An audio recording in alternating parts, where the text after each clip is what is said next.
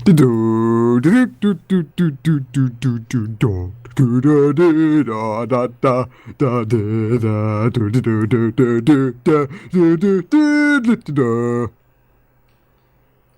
it? Because I don't know that theme tune. Yeah. Okay, right, thank you for that.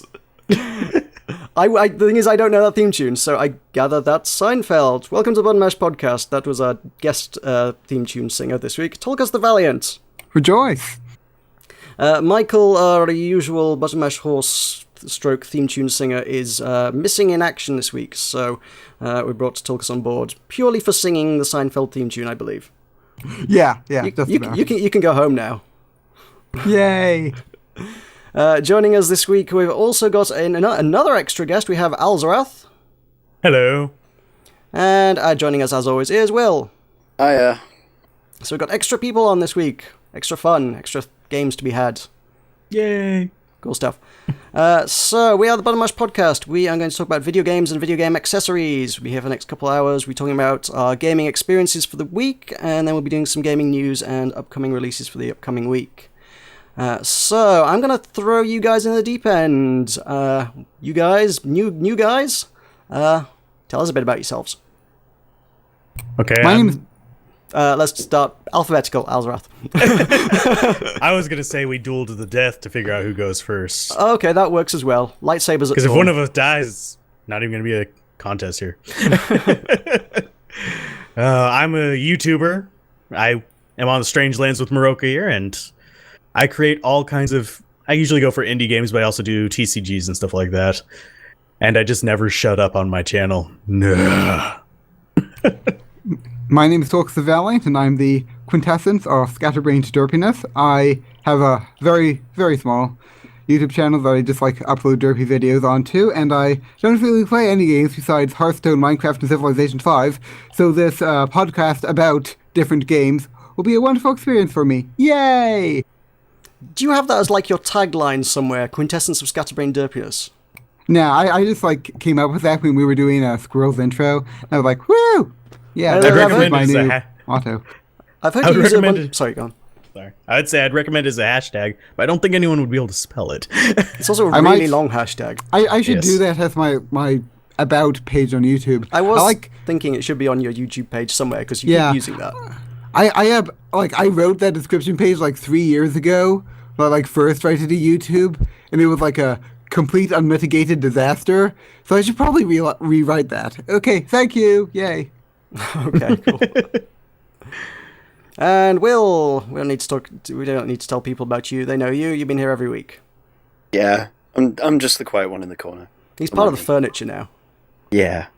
He's just sort of Did you fixed into declaw him position. first? We bolted him to the floor. Okay. Call the police. Don't. He's fine. Nothing to worry about. We've got plenty of duct tape to keep him happy.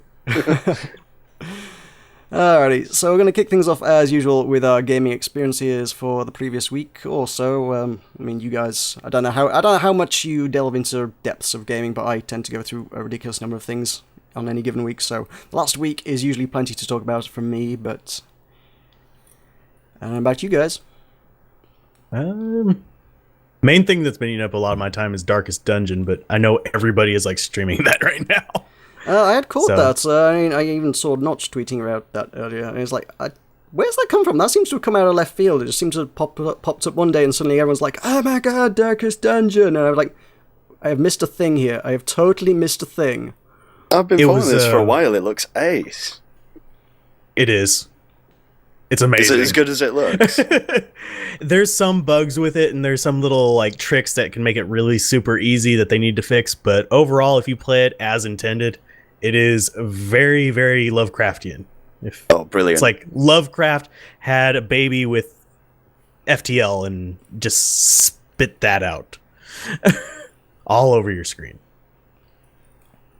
Put that through your head for a little while. Oh, I'd be happy with that.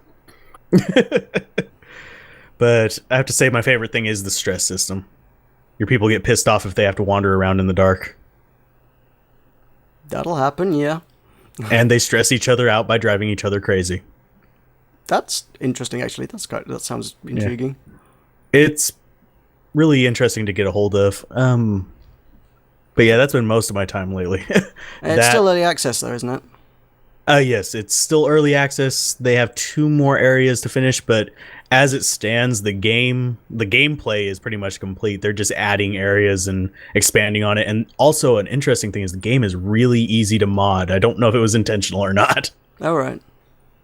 Yeah, all the files are easily accessed with just text and basic image editing like Photoshop. So Anytime anything blows up big that's early access, it's like either this is the next big thing or a lot of people are going to be angry soon. It seems to only ever go one of two ways. the reason this thing really blew up is between Kickstarter and also there was a campaign they launched that was rather ingenious. They basically held a contest for early access creators to basically compete against each other for the best story or videos and stuff like that, and they would post the winner or whatever on the actual website ad infinitum. So All right. It's kind of cool. yeah, so they're working with the community a bit, obviously paying more attention to bigger guys, but still. Yeah. Well, it's always good to see that. That's kind of Yeah. cool. Cool. I think one we're probably going to have, a game we're going to all going to have to talk about is, because I think almost everyone's been playing, Life is Strange. Do you want to talk Yes. about that one? I think we should have a bit of a discussion about this. Because you talked about this last week, but I had no Yeah. frame of reference. I did go out and buy it on your recommendation, and good lord, good shout on that one. I enjoyed that one immensely. That's a very, very good game for me. There are just parts of it that make me feel really, really uncomfortable, like going into your friend's dormitory, having the option to pick up a pregnancy test. Oh, that was a bit weird. Yeah. Yeah. Especially when she's there in the room I with you. know. I'm like, I'm not going to touch that. I don't think.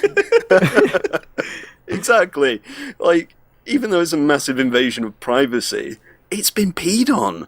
Why would you want to touch that? Well, well, be fair, until you picked it up, I didn't pick it up. I was like, I don't know if it has. Has it been used? Or, at first I was like, why would you pick that up? It was like, I might need this for later. Let me just take this in case I need this, or what? Yeah, take this. It's dangerous to go alone. Yeah, that Well, was you'll kind of a find strange out one. if you're alone or not, at least. Well, I guess at the end of the game it does give you the statistics on what everybody else did, and it was at least relieving to see that an overwhelming majority, it was like 99% of players didn't pick up the pregnancy test. It's like It's not even the fact that you can rewind time and not pick up the pregnancy test. You just don't want to pick it up. Don't want to touch it. The fact that nobody has done it kind of a little bit makes me want to do it just to find out what happens now, though. There's no consequence to it. It's because you can just completely undo it, but you've still touched it. I suppose, yeah. You remember touching it. Yeah. You will forever know that you picked it up, even if you Exactly. didn't. You Yep. picked up quite literally a piddle stick. You become the father and now have to pay child support forever. Oh God. And, Rewind that suddenly, suddenly the game becomes a completely different game from what it currently is, which I don't actually know what it is. But it becomes something completely different, which is a parenthood simulator, which involves every few hours you need to play the game and feed the child, and then stop playing the game. Fun. Turns into Tamagotchi. Oh my god. But oh God, do you guys remember those? Oh, I yes. do. Oh my, those things were evil. I remember when they first came out. Well, did we discuss this on one of the podcasts a couple I months think back? you had a Digimon Yeah, version? I had a Digimon. Yeah. And you looked it up, and it turned out it's worth like 100, 150 quid or something ridiculous. Yeah, something like that. Which- Especially if it still works. It presumably does. I imagine put a fresh battery in it. I probably can't imagine the battery would be much good 15 years later or whatever, but Nah. I'll stick a fresh battery and I can't see why it wouldn't work. Yeah, I have one of the first ones before Digimon even became a particularly noteworthy a thing. It was a cyber pet that you could battle with other people who had the same cyber pet. And that was good in practice, except for the fact that I was the only person who had that cyber pet. Aww. So I had this battling cyber pet that couldn't battle anyone. it grew through its life frustrated that it would never know the thrill of pure combat. It's just angry, sitting in the corner, just like Yeah. fight. I just had a cyber pet that died alone and angry. Mine died a lot until I finally remembered the button combination to feed it, and I would thumb the buttons in my pocket during class so that it didn't die during the day. Wow, skills. That's MLG right there. That's mad skills. Wow, impressive. At least they could fight. Tamagotchis, you quite literally just kept them alive for no purpose. That's what that was. Yeah, they were. Why did they ever take off? I don't get that. Same reason things like, that one that talks and learns. The one that Looks talks and learns. I'm trying to remember the name of it. It's furry and it's got a beak. Furbies. Yes. Did they learn? Were they sentient? Yeah. They would God. learn like speech patterns, like the stupid little online chat things that you can get to learn based on interactions. I didn't know they learned things. That's terrifying. Yeah. I mean, they were If you terrifying s- to begin with before you knew they were sentient. If you set two of them in a closet, they'll talk to each other. Oh my Oh, god. that's terrifying. That's sad. Oh my word. Don't ever skin one either. That's even more creepy. This is the voice of experience. This is the voice of a witness. Oh god. Well, now, thank you for scarring the audience. It's my job. Well, that conversation took a very strange turn. It did. I think that's Michael's influence taking us right back to the 90s. Yeah. I could mention one thing that is creepier. What's that? Have you ever seen a skinned Tickle Me Elmo? No. Oh my lord. No, I that haven't. sounds terrifying. That is easily the scariest toy I have ever seen. I want to Google it, but I don't I'm want to Google Googling it. I'm Okay. totally Googling it. I'm going to have to judge by your reaction whether it's worth Googling or not. It's even worse than whenever a few years back, they had this display of like motion activated baby dolls, and one of them said, "Don't go into the light." It's more terrifying than that to me. So One of the top results that's come out for me is someone has turned it into like a bearskin rug, which is hilarious. It's just Elmo sprawled across the floor. Oh god. Oh God, it wow. has teeth. Oh jeez, it has teeth. Oh, I think someone's just been at teeth. Oh, it has claws for hands. And then there's there's another picture which rather nicely draws the comparison to the dog from Wallace and Gromit. Which is not dissimilar. Oh, yes. Gromit! What was the dog called? I can't remember what the dog was called. Gromit! No, Gromit? the evil dog, the bad dog. Not Gromit the dog, as in the one that was the villain in one of the movies. Cotton. Curse of the Were-Rabbit. It was pretty older than that one. Oh, okay. could always I look don't it up. I can't remember his name. No, me neither. I used to watch loads of Wallace and Gromit. All the memories have gone. Anyway, well, back to Life is Strange. I was gonna say, is a single sole point of contention that we could find on that you could pick up the pregnancy test? Yes. That was my only issue with the game. Everything in that game revolves around that pregnancy test. Now I'm gonna have to go in and pick up the pregnancy test. And never mind that they did some really good research right at the beginning of the game for all like the camera stuff. I had 'cause- heard that, but obviously I'm in no position to know anything about that. I imagine you know a bit more about that. Yeah, I've been doing photography for over 10 years, and exactly that format, analog. And it's they did their research. It was good. It was convincing.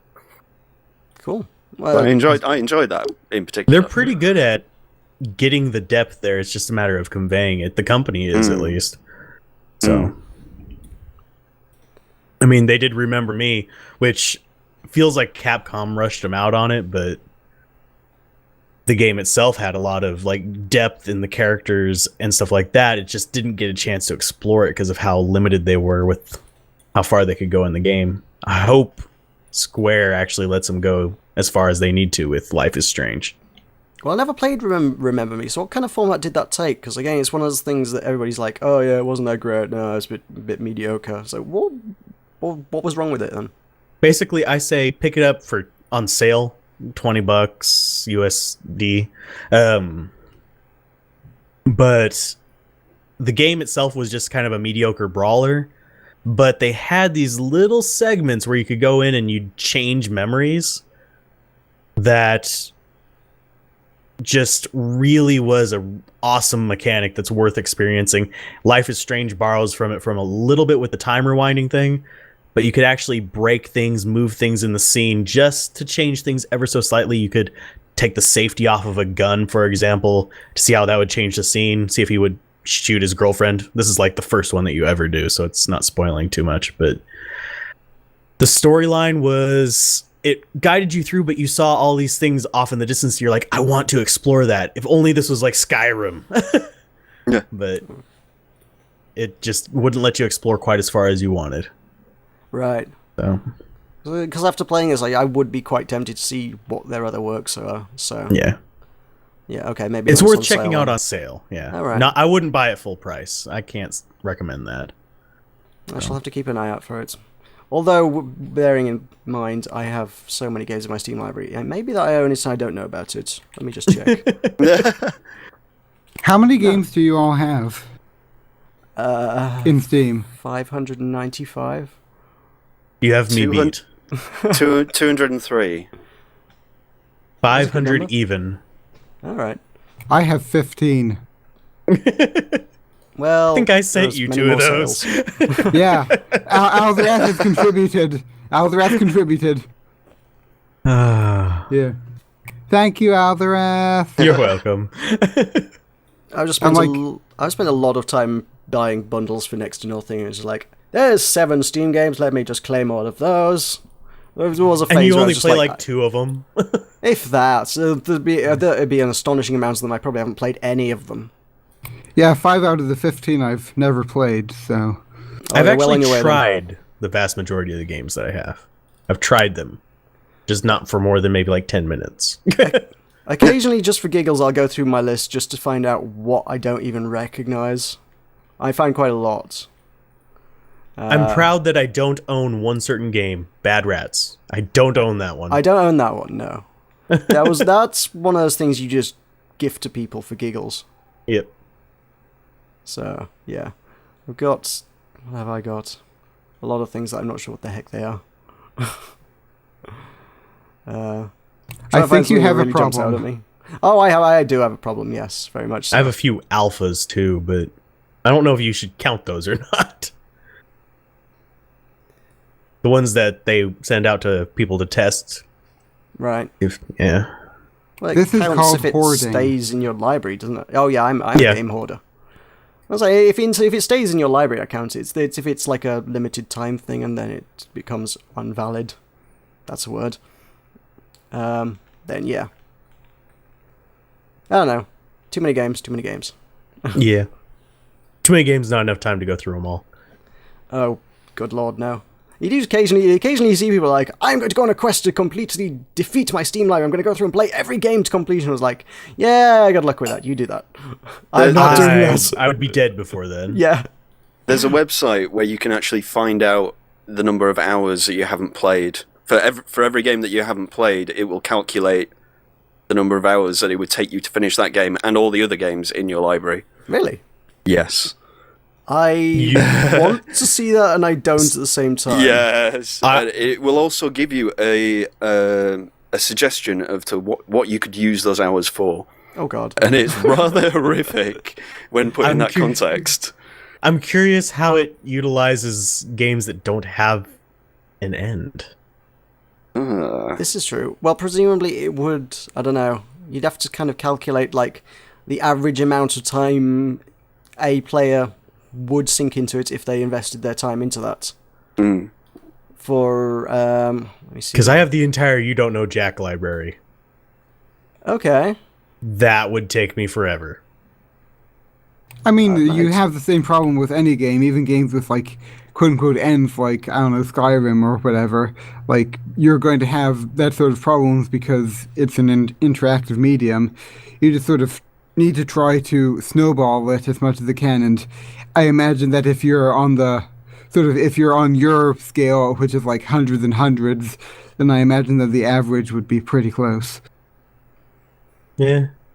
Yeah, I mean, the one that springs to mind immediately for me was Starbound. I sunk, when it first came out, I sunk 57 hours into that thing. Still is one of my top games played on Steam, actually, to be fair. And, I think a lot of people who played it thoroughly will have done similar. There are some people who are hardcore and have been playing it since launch and are still playing it now and probably have thousands of hours, but if you just sort of took the average player and the amount of time they put it in before they kind of got bored and wandered off, you'd be like, okay, that's sort of an average time to quote-unquote completion. Let's work from that. Although that also means that, like, if they're making this decision, then they have also played every one of these games. So I don't think that it comes from, like, the people on... I mean, I imagine they talk about it on the website, but I don't imagine it comes from the people on the website playing every game. I imagine the developers themselves have an idea of, like, how long they expect people to play in the game, and then they put it somewhere. Yeah. I don't know. I'll post you a link. It doesn't really give you a lot of information on the homepage. It's just sort of enter your Steam ID, go, and it'll kind of calculate the numbers for you. But then again, like, also the developers have an incentive probably to overstate the number of hours, because then you get more, time for your money, as it were. So Steamleft.com, right? It's all these statistics things are all statistics in general is very sort of very fallible. But Hey, it says it would take me less than a year of continuous time to play all my games. Yeah, likewise. I'm pleasantly surprised by this, actually. 5,593 continuous hours. Oh, wow. You got me beat. It's only 3,000 hours for me. Wow. I guess it is counting some of these games that don't have ends. You must have some ridiculously big games or something, yeah? Well, I have Final Fantasy on here and stuff like that. Oh god, they'll add up, yeah. Yeah, I have long games. I also... sadly, one of the games I had my most time in, like, period, no longer exists. It was an MMO that they had on there. Ragnarok Online. Not Ragnarok. No, not Ragnarok. It's the... I was going to say, I thought they had Ragnarok not that long ago. This one is... Oh, Atlas makes it. Shit. I'm forgetting the name of it all of a sudden. Hopefully this isn't PG. I just swore off the top of my head. Oh, don't worry about it. Don't worry. It's fine. No. I realized that after the fact. I'll remember it later and I'll just yell it out in the middle of someone talking about something important. Okay, you do that. Also worth noting, in the time to finish my Steam library, I could watch the entire Star Trek The Original Series 48 times. I could watch Firefly 544 times.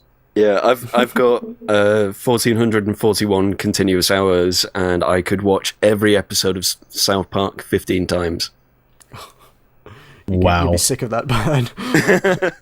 I could also speedrun Super Mario Brothers 38,500 times. Why you would do that, I don't know. Not quite sure. No. I am scrolling down to see if I can find the name of this. Wow, they released some Persona games on Windows? Oh, never mind. It's a browser game. Ew. Hey, not all browser games are bad. I mean, a lot of the stuff I've been doing on my channel lately has been browser games, to be fair. There's a few good ones. There's actually one of them actually seems to be blowing up kind of big. There's a few big YouTubers have been covering it, which came out of a game jam which is called Home Improvisation. I think I talked about this briefly last week, but it's Surgeon Simulatory, so it's probably YouTube bait stuff, but it's a really, really horribly frustrating IKEA furniture simulator. Pandora Saga. Oh, is that your... right. Is that you shouting out the name of the game? Right. I've never heard of that one. I don't know that one. It was actually pretty good. It played like Ragnarok Online. That's why that keeps popping into my head. But it was like a 3D one. Right. So you had that traditional grind from Asian MMOs, but it was actually kind of fun because the character development was actually deep rather than just oh, here's all the skills you need to level up. Everyone's going to play the same character. Go. Kill 20 bears. Yeah, I mean, I was on a forum I was on years back. Everyone on there played Ragnarok, and they tried to get me to play it. And at the time, I was just like, this is the least interesting gameplay I've ever seen. Why would I want to play this? So much grind in it. It was pure grind, yeah. It was like, why are you guys entertained by this? I couldn't quite figure that one out. So, no, I never really got into Ragnarok to any great extent. Yeah, it was a lot faster paced than Ragnarok, but it was the same grindy nature to it, unfortunately. Mm-hmm. You also had a lot of PvP in it, which was really welcome. Right. Yeah. And people actually cooperated, although most of them were Russian. Okay. Don't know why. Well, as long as they don't shout at you like they do in Dota. Some of them did, but not too much. Speaking of MMOs with PvP, Sky Saga relaunched another alpha this past week. So I've been digging into that. And they have just added PvP like the other day, so it's like, I kind of need to do that now. I hate PvP though, but I feel like I need to do it. How is that game coming along? Because we can't get a hold of it over here. I don't think. I don't know that there's too much content yet. I feel like I'm burning through what there is pretty quickly. There's in terms of your standard sort of progression mechanics, like in anything like Minecraft or Starbound or what have you. There's only like 4 metals, and I've got access to all of them now, so I can make things out of all the metals. And it's like, okay, now where do I go?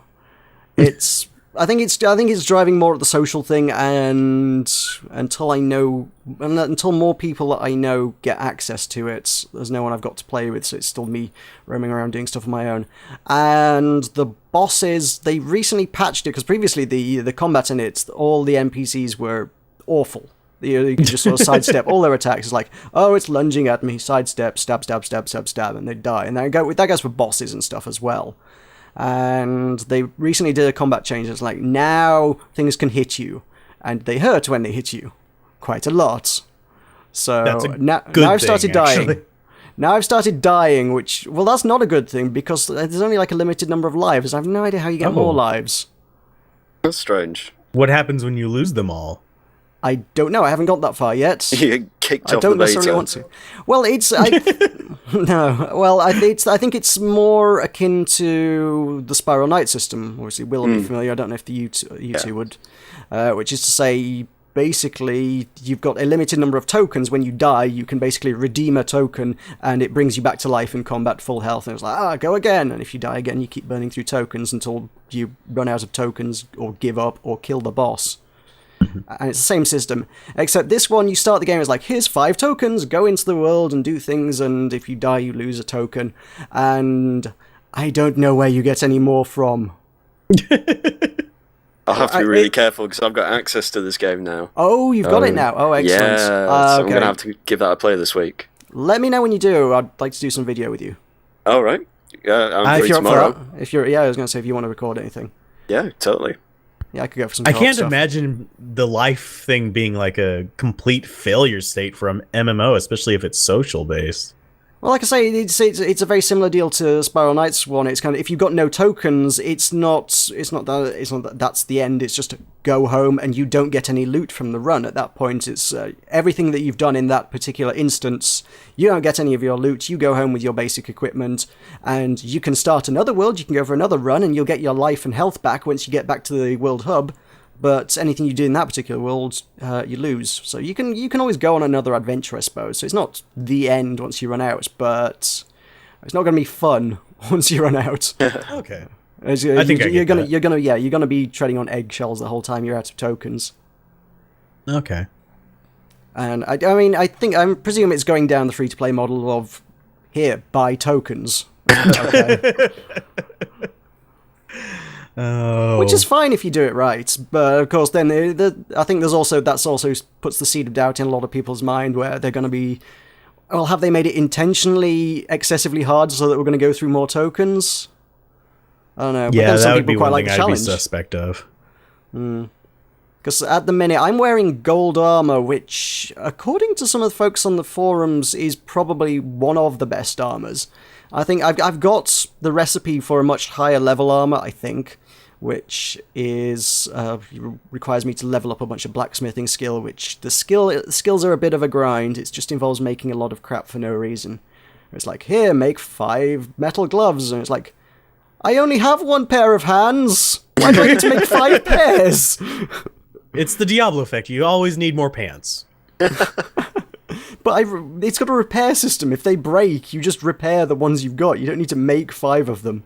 I'd imagine gold armor would break quite often. It's not Minecraft gold though. It's more. I'm just thinking real life gold. Oh yeah. Ineffective. It's Terraria gold where it's actually decent. Okay. And then you've got. I don't think it's a straight progression curve. I mean, obviously, like I say, to compare it to those kind of games, he's got this item is better than this one is better than this one is better than this one. Whereas I think it's, from what minimal research people have done, because obviously there's not many people in the game, it seems to me it's like, oh, if you make this sword out of this metal, you can swing it faster, but it doesn't deal as much damage. If you make it out of this metal, you'll deal more damage, but you can't swing it as fast. In terms of weapons and things, at any rate. So it seems like there's kind of, something slightly more interesting going on with the weapons. I'd like to see more materials to work with, but obviously it's very early days. There's a lot of games experimenting with materials. One that I kind of wish I would get to hear more about, they're currently still making the bloody game, is Ballroom, but... I don't know that one. Yeah, it's a Kickstarter that was kickstarted a while back. I did 1 episode on it, really, really early alpha. But basically, it's got a very elaborate crafting system planned where every component you use can influence the final product in a ton of different ways.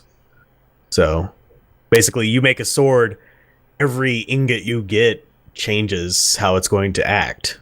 So okay, intriguing. Yeah, it's really popular with Russian viewers. Again, okay. Don't know what it is with me in Russia. Fair enough. But anyway. Yes, so yeah, I need to look into the PvP with Sky Saga, and now apparently I need to drag Will into it. Yay! I need to take you into PvP as well. Oh god. I need to just get myself a European IP and just go through it. Yes, well, Give me the game. Yeah, Europe, it's becoming available to Europe this week, I believe. They're opening up the alpha to Europe. I have no idea when they're planning to go beyond Europe, but yeah, up to now it's just the UK, and then this Thursday, I think it's opening up to Europe. If any of them hear this, bring it to the States. I want to try your game. I think they're trying to lower people in gently. I mean, like I say, this seems to be resonating well with people, actually. I'm surprised. It sounds interesting. And it's got a good aesthetic. Oh yeah, it looks gorgeous. It looks so good, that game. So I can't get over how good that game looks. It's just there's a lot of attention to detail just all over the place. And it's just like, it just looks really nice. But I'm surprised more people don't dismiss it as just being, oh, it's another Minecraft clone, because there's so many of them, and it's very easy for a lot of people to just go, it's Minecraft. Yeah, but most of them are shit. Yeah, I know. I mean, there's one that, actually, I am surprised about this, one I've seen on a few fairly noteworthy YouTube channels recently, which is called Creativerse. Which I've seen a few big YouTubers kind of covering it in recent times. Sounds familiar, but I haven't actually watched anything about it. I got sent a copy of it a while back, and I know Blitzkriegsler did as well, and both of us turned our noses up at it. We both went, oh, that's just Minecraft. But not as good. Yeah, I mean, I played a bit. I played a couple of hours, and it's like, this is literally Minecraft, but much less good-looking and less compelling. It's like, I'm not sure why I would want to play this. That was also kind of done in a... I don't think it was an MMO thing, but they had an always-on DRM kind of thing going on as well. Ew. It's like, you need to connect to the internet in order to get to your persistent world. And it's like, why? Why would I need to do that? Yeah, I avoid always-on DRM because my connection is pigeon speed. Yeah. I mean, I get Sky Saga because they are touting it as an MMO. That's what it is. It's like, it's a little bit like Minecraft, but it's still an MMO. So that kind of works. But yeah, when it's just you're doing a single player sort of building cubes world, it's like, I shouldn't have to be connected to the internet for this unless I'm playing with anyone else, and I'm not. I mean, the thing about Minecraft clones is that like I don't think that you should dismiss them just because they are a Minecraft clone, because Minecraft is, in a way, its own genre, and so that the whole cube thing is very sort of, it's very easy to use. Like, you know, you have your other sandbox games where you like use other different blocks of land, and it's a lot more finicky because you don't have the exactness of the cubes. So I mean, a lot of these Minecraft clones are sort of terrible because that's just what they are. But I don't know that, like, just because it is a Minecraft, like, it's sort of that there is a plagiarism aspect to it, but then again there isn't, because Minecraft sort of has become something, a genre in its own right, and it's kind of a like, cornerstone of the sandbox genre in general. So yeah, but also there are some things that Minecraft has done wrong. Like, I do think that, especially when it comes to like bugginess, like Minecraft simply should not be as buggy as it is. Like, you have millions and millions of dollars, you should fix your game.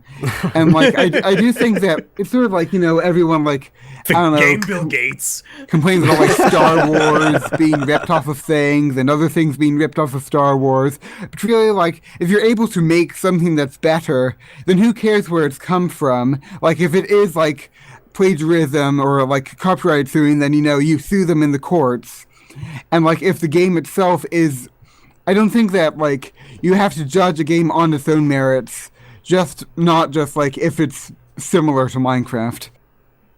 No, that's fair enough. I mean, I think you make a reasonable point as sort of, it is kind of as part of a genre, I suppose. In many ways, I suppose, kind of analogous to Defense of the Ancients, which obviously has then spawned League of Legends and Dota 2 and Exactly. etc., etc., etc., etc. It's basically lots of them aren't very good, but you've got it's basically a are. boiled down version of one of the key aspects of a genre. So And I I think mean, that's why it's so successful. to me, I've never played any of the MOBAs because I just like not do that. Like, that I would fail so hard.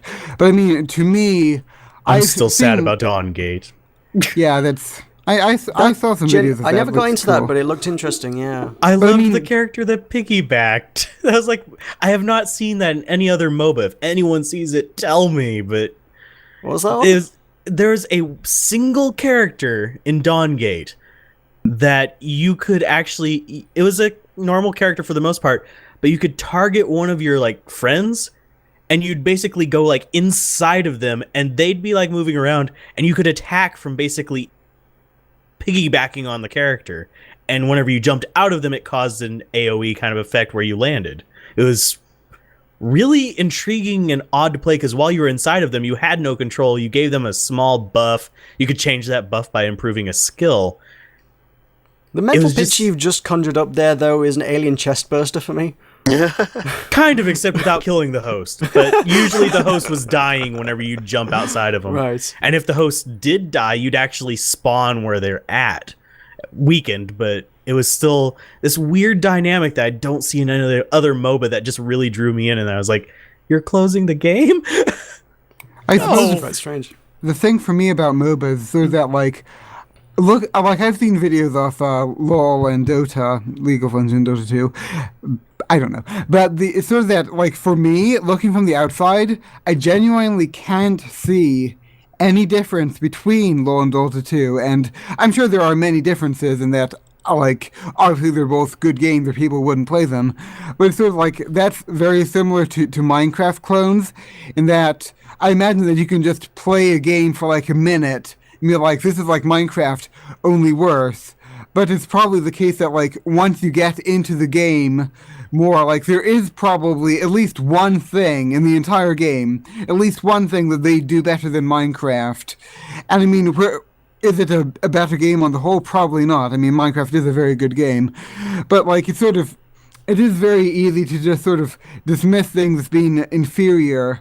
When, I mean, it's sort of that, like, that's Whenever sort it's of just like a carbon copy of it, except Yeah. with just a different focus. I know where you're going with that one. And that's in a way just sort of like, different games have different strengths, and that's sort of, in a way, one of the big flaws of Total Biscuit's WTF style series is because, like, what if a game has a terrible, like, early game, but then, like, in the late game, man, you have, like, multiplayer ratings, and you, like, go on quests, and it's just, like, crayon stuff. That's actually a game design flaw, in my opinion. Exactly. If it can't maintain your...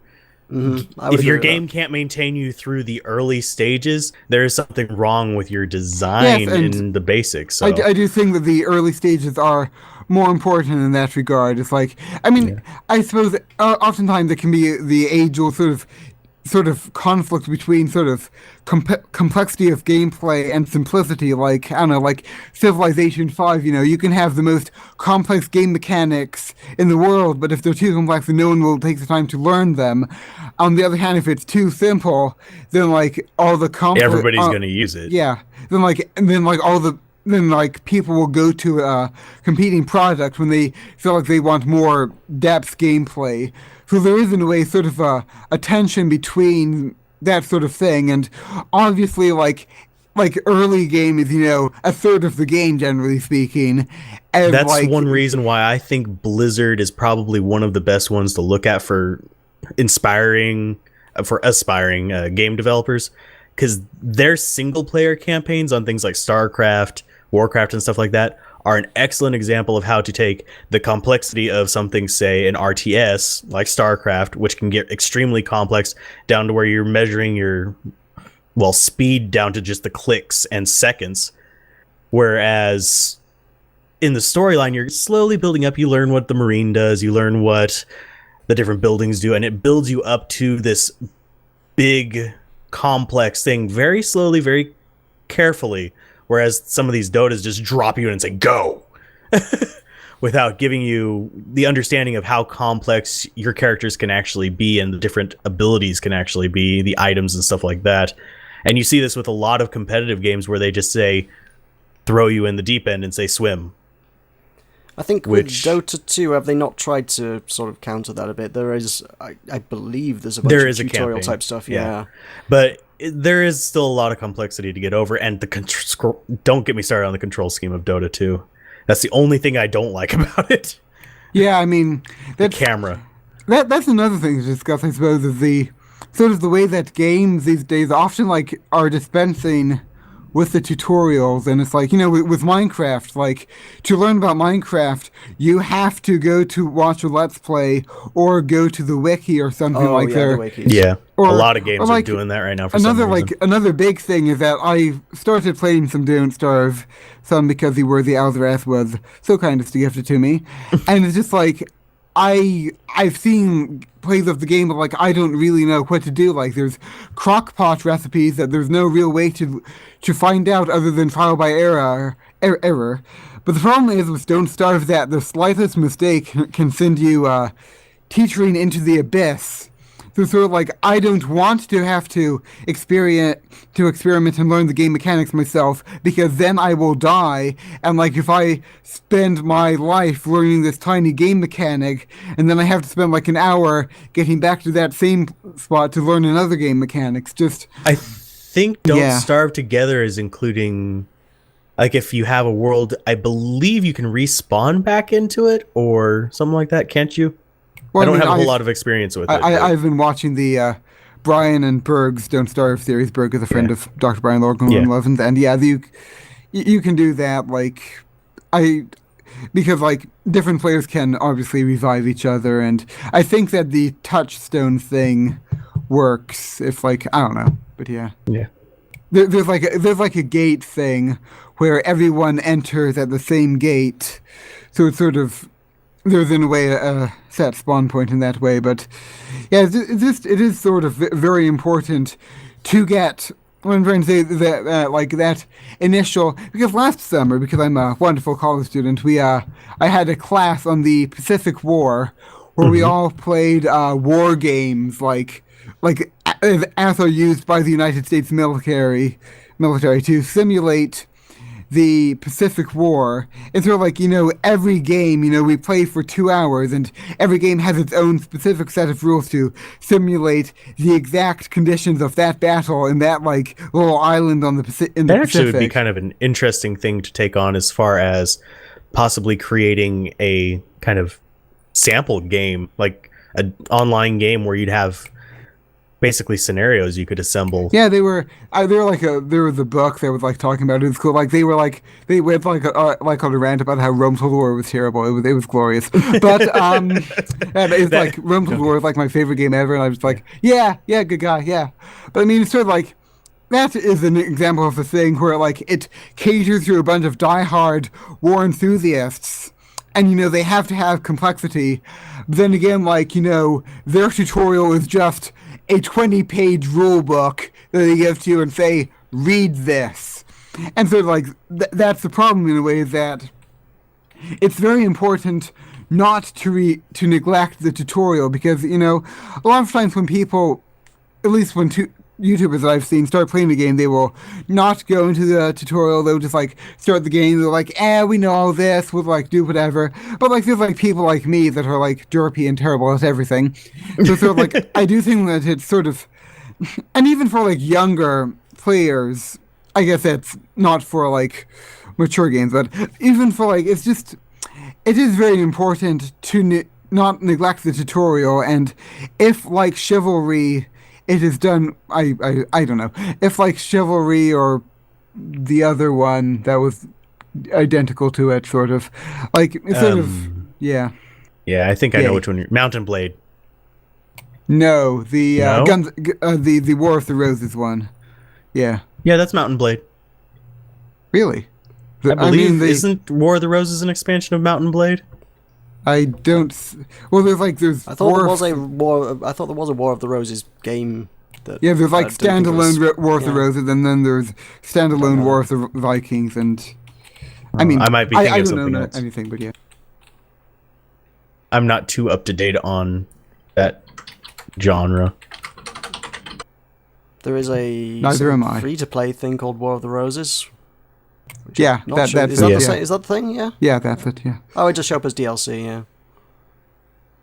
I was Oh. thinking of Warband. All right.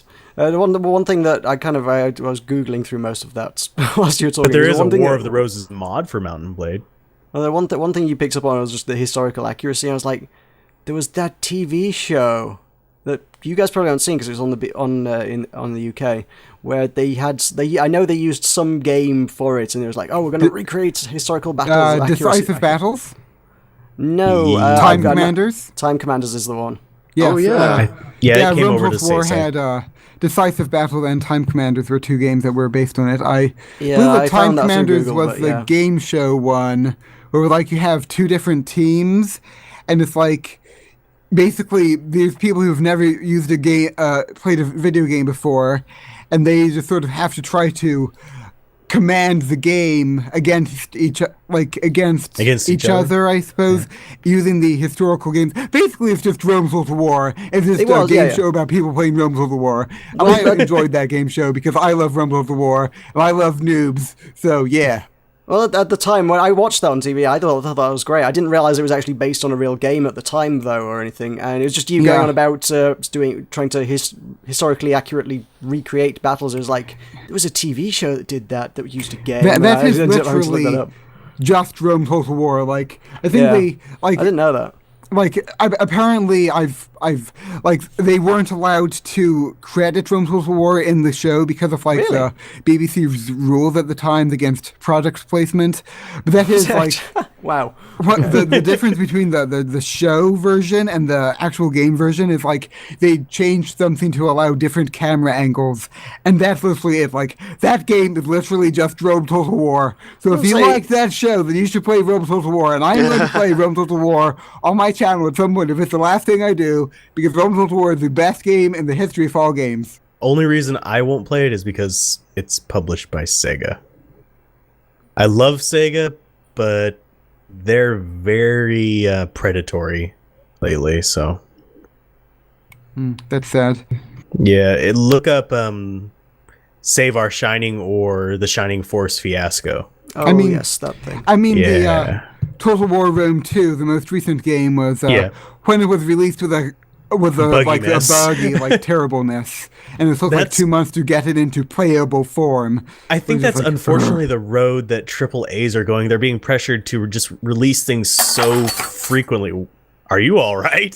Sorry, that's me dropping things on my desk. It sounded like you just went through a plate glass window. Oh no, he's had too much of the conversation. He's running away. Can't let him loose. He broke free of the staples. Don't mention Rome Total War again. Yes, don't mention the war. He's having flashbacks. Oh. I don't even know where I was going after. What? I don't know. I apologize, I've derailed you there. It's okay. If it was so traumatic you had to jump through a window to stop it, then fair play. Indeed. Oh, jeez. All right. Has anybody else been playing anything good? Forced 2 is pretty good, but it's still like not publicly available is the sucky part about it. I remember we sent a bunch of copies to play that, and that was a long time ago because I remember that was when Button Mash was still doing live streaming stuff on Twitch. Yep. Because I got some of the crew together to do a live stream of that, and I don't think any of us were particularly impressed by it. I just kind of got bored of it within like half an hour and went. Was to that the something original else. Forced or Yeah, the Forced original 2? Forced. Sorry. Yeah. Yeah, Forced 2 is a lot more. I don't want to say Binding of Isaac. It's more like Rosh Fusion kind of thing, where you do a level, you get a bonus. You do a level, you get a bonus, kind of thing. Except I'll be honest, I can't. I probably blanked most of the memory out of the first one because I can't remember much it's of what it was. I nothing just like remember the not first enjoying one, it. other than some of the characters are similar. It's quite different. It's worth trying whenever it comes out or checking it out on various channels, but there are things that they do need to fix. But the thing that's really intriguing about it is you actually have like head-to-head roguelike, if that makes sense. Basically, you're racing through levels against another player who's going through the exact same levels. You just have different bonuses based on like what loadout you put for your character and what random bonuses. A big part of roguelike formula is random elements, so Yeah. that kind of seems weird to try and race that. You know, if you're trying to think like, oh, racing someone to get through Binding of Isaac or whatever. It's that like just a wouldn't daily work challenge in Spelunky, except Oh, you can, right, okay. except That's you're multiple. timed against the other players that you face off against, and if someone falls too far behind, they automatically just die. So Okay. they get engulfed by flames or whatever. I forget what the mechanic for that one is. But as people die off, the winners slowly keep moving towards the end, and you're in the same level as everybody else for that day, but you have that stress of having to compete time-wise against them as well. You can't just slowly, meticulously take apart a level. You have to get in there, do it, and get moving on, or else you'll fall too far behind and lose and die. So And- is that done in a proper sort of daily challenge thing where it's like one shot at doing it, and then if you fail, you can come do back it tomorrow? again, but the first time is the only time that you can get like all the rewards for it. If you do it later on in the day, you're just competing against other people for no real bonuses for you. All right. Because I know Crypto the Necrodancer had a daily challenge thing, but that was just. But again, there was no real permanent progression in that, so it was just kind of, Yeah. oh, you're dead. Well, come back in whenever the next one's available. Come back in 12 hours or Yeah, whatever. you can still play it. It's just without a bonus, and you get gold and stuff like that. So far, it's only used to get more cards, which is the mechanic that determines what random bonuses you'll get. Because you have a deck of like 30 cards, and those are your 30 random bonuses, and they'll randomly crop up into your hand, one per level. So Okay. yeah, it's pretty interesting. It's worth watching at least if you're interested in roguelites. Sorry. And they're very interchangeable depending on who you ask. Yeah. It's not turn-based for those who are really diehard on that aspect of it. It's action RPG kind of style. More like I tend Binding of to- Isaac. I do just tend to use the phrase roguelite for a lot of things just to keep everyone happy. Yeah. Because there's some people who's like, if it's not NetHack, it's not a roguelike. It's like, It kind of fine. frustrates me that everything's being labeled as a roguelike. I know It's what like they mean. everything. It's random elements and permadeath. That's what it means. Really. Yeah. To me and to most people, I mean, if it's got randomized elements or procedurally generated elements and permadeath, we're talking a roguelike or a roguelite, whichever. They're both the same. I don't care. It makes sense. I've been playing a lot of roguelikes lately anyway, so it doesn't really... There's a lot of them lately. Yeah, Vagante is another decent one. That one's actually in... I believe it's still in early access, but it's available for purchase now. Every there's a lot of them, and there's a lot of them in early access. Yes, that's roguelikes. It's not super complete, but it's complete enough that it's worth picking up if you like that genre. It's a 2D one that you're facing from the side, more like a Metroid kind of game. I think I watched some of Wonderbot play it, actually. Yeah. So yeah. I've been playing it off camera, so it's worth trying. It's got some replay value in there, definitely. Because the classes are significantly different, because you have unique abilities based on whichever class you have, and I think they're planning on adding more. So, it's good. Cool. There's one game I want to touch on, and I probably mean very little to you two, Alan Tulk, but it should be of interest too. Reverse Side! Yay! Which, for you two that aren't aware, we've been following this game for months on this podcast. Inadvertently, it just started out as kind of in the new game releases. It popped up sometime around October time. We're like, coming out this week. We've got a game called Reverse Side. Oh, it's something about space. Looks kind of interesting. I don't know what it is, but space is interesting, sure. Then it popped up the next week. It's like, oh, Reverse Side's supposedly out this week. Didn't we do this last week? And I was like, okay, I guess it's been pushed back a week. And then the next week, it's like, oh, Reverse Side's out this week. It's like, this keeps happening. This has been happening since October now. We've been doing this damn near every week. It's like, oh, Reverse Side's out this week. According to Steam. Yeah, it's still not out. As of today, it is still not out. However, a couple days ago, they did put out a demo for it. It says it'll unlock in 10 hours. Yeah, I know it does. Yeah, I'm recording. We should see whether that happens. Yeah, see if that holds up. Yeah, it's said that a lot of times before. Wow. So, yeah, I downloaded the demo this afternoon and played through as much as I could of that, which was not a lot. It's not in a very good state. So, first hiccup is when the game launched in a window that was at a resolution bigger than my monitor and off to the side of my monitor. So I couldn't actually, sort of grab hold of the frame of the window to move it onto my monitor. Yeah. The only way I could fix that was by going into the settings, which again I could only see half the settings button because most of it was off screen. So I could just see the S on the end of the settings and I think that's the settings button. Clicked on that and went through the resolution options. Eventually it kind of popped into a 1280 by 720 on my screen. I wonder if it just looked at the maximum your video card was capable of doing and just set it to that. Maybe. That would be strange. Because that is usually higher than what your monitor can do. Yeah, it would be. But most games detect based on monitor instead. That's weird. Going into the options menu and trying to change the quality of the game just to see what it looked like. If you change the quality, it immediately kills the music and you can't turn it back on.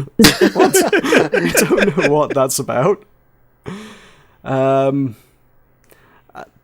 Launching the game, you immediately met with a rather long, unskippable cutscene, which I think is probably pre-rendered as well.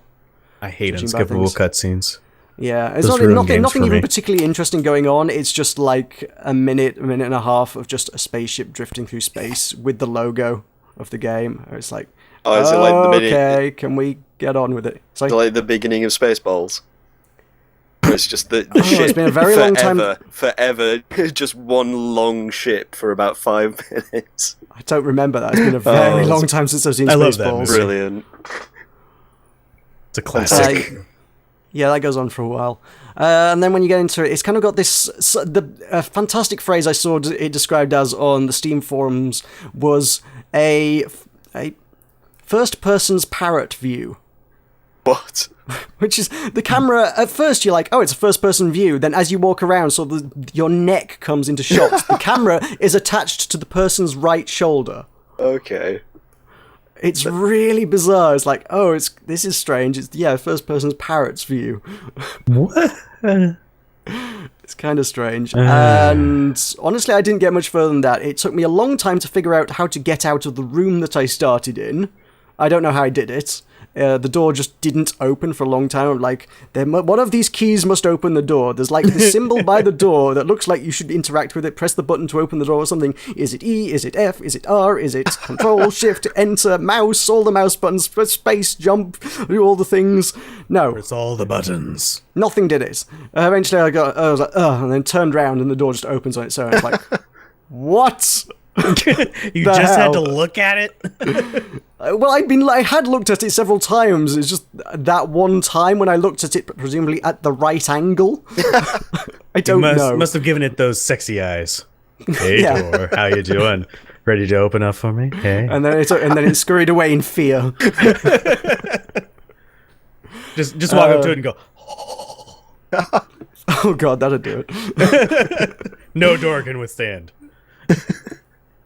Then it leads into this sort of horseshoe-shaped corridor. You wander around. There's a guy at the end of it who's like, "Oh, I need to go into the lab. You'll need some safety equipment. Here, take a coat." And at that hopefully point, in a more enthusiastic voice than that. Take a coat. It was in Russian, so I don't know. Oh, okay. I only had the subtitles to go by. So, yeah, that was about as far as I got. There's a door next to him which says lab on it. I couldn't get that one to open. The guy, for whatever reason, then immediately became shrouded in darkness. When I turned around, he just kind of vanished, and everything down that end of the corridor was just pitch black. You just got a coat from Satan. I was gonna say, if you walked down towards the end of the corridor, it's like, I don't know whether it's a lighting issue or something, but he kind of kept flickering into existence briefly. You could keep getting glances of the guy.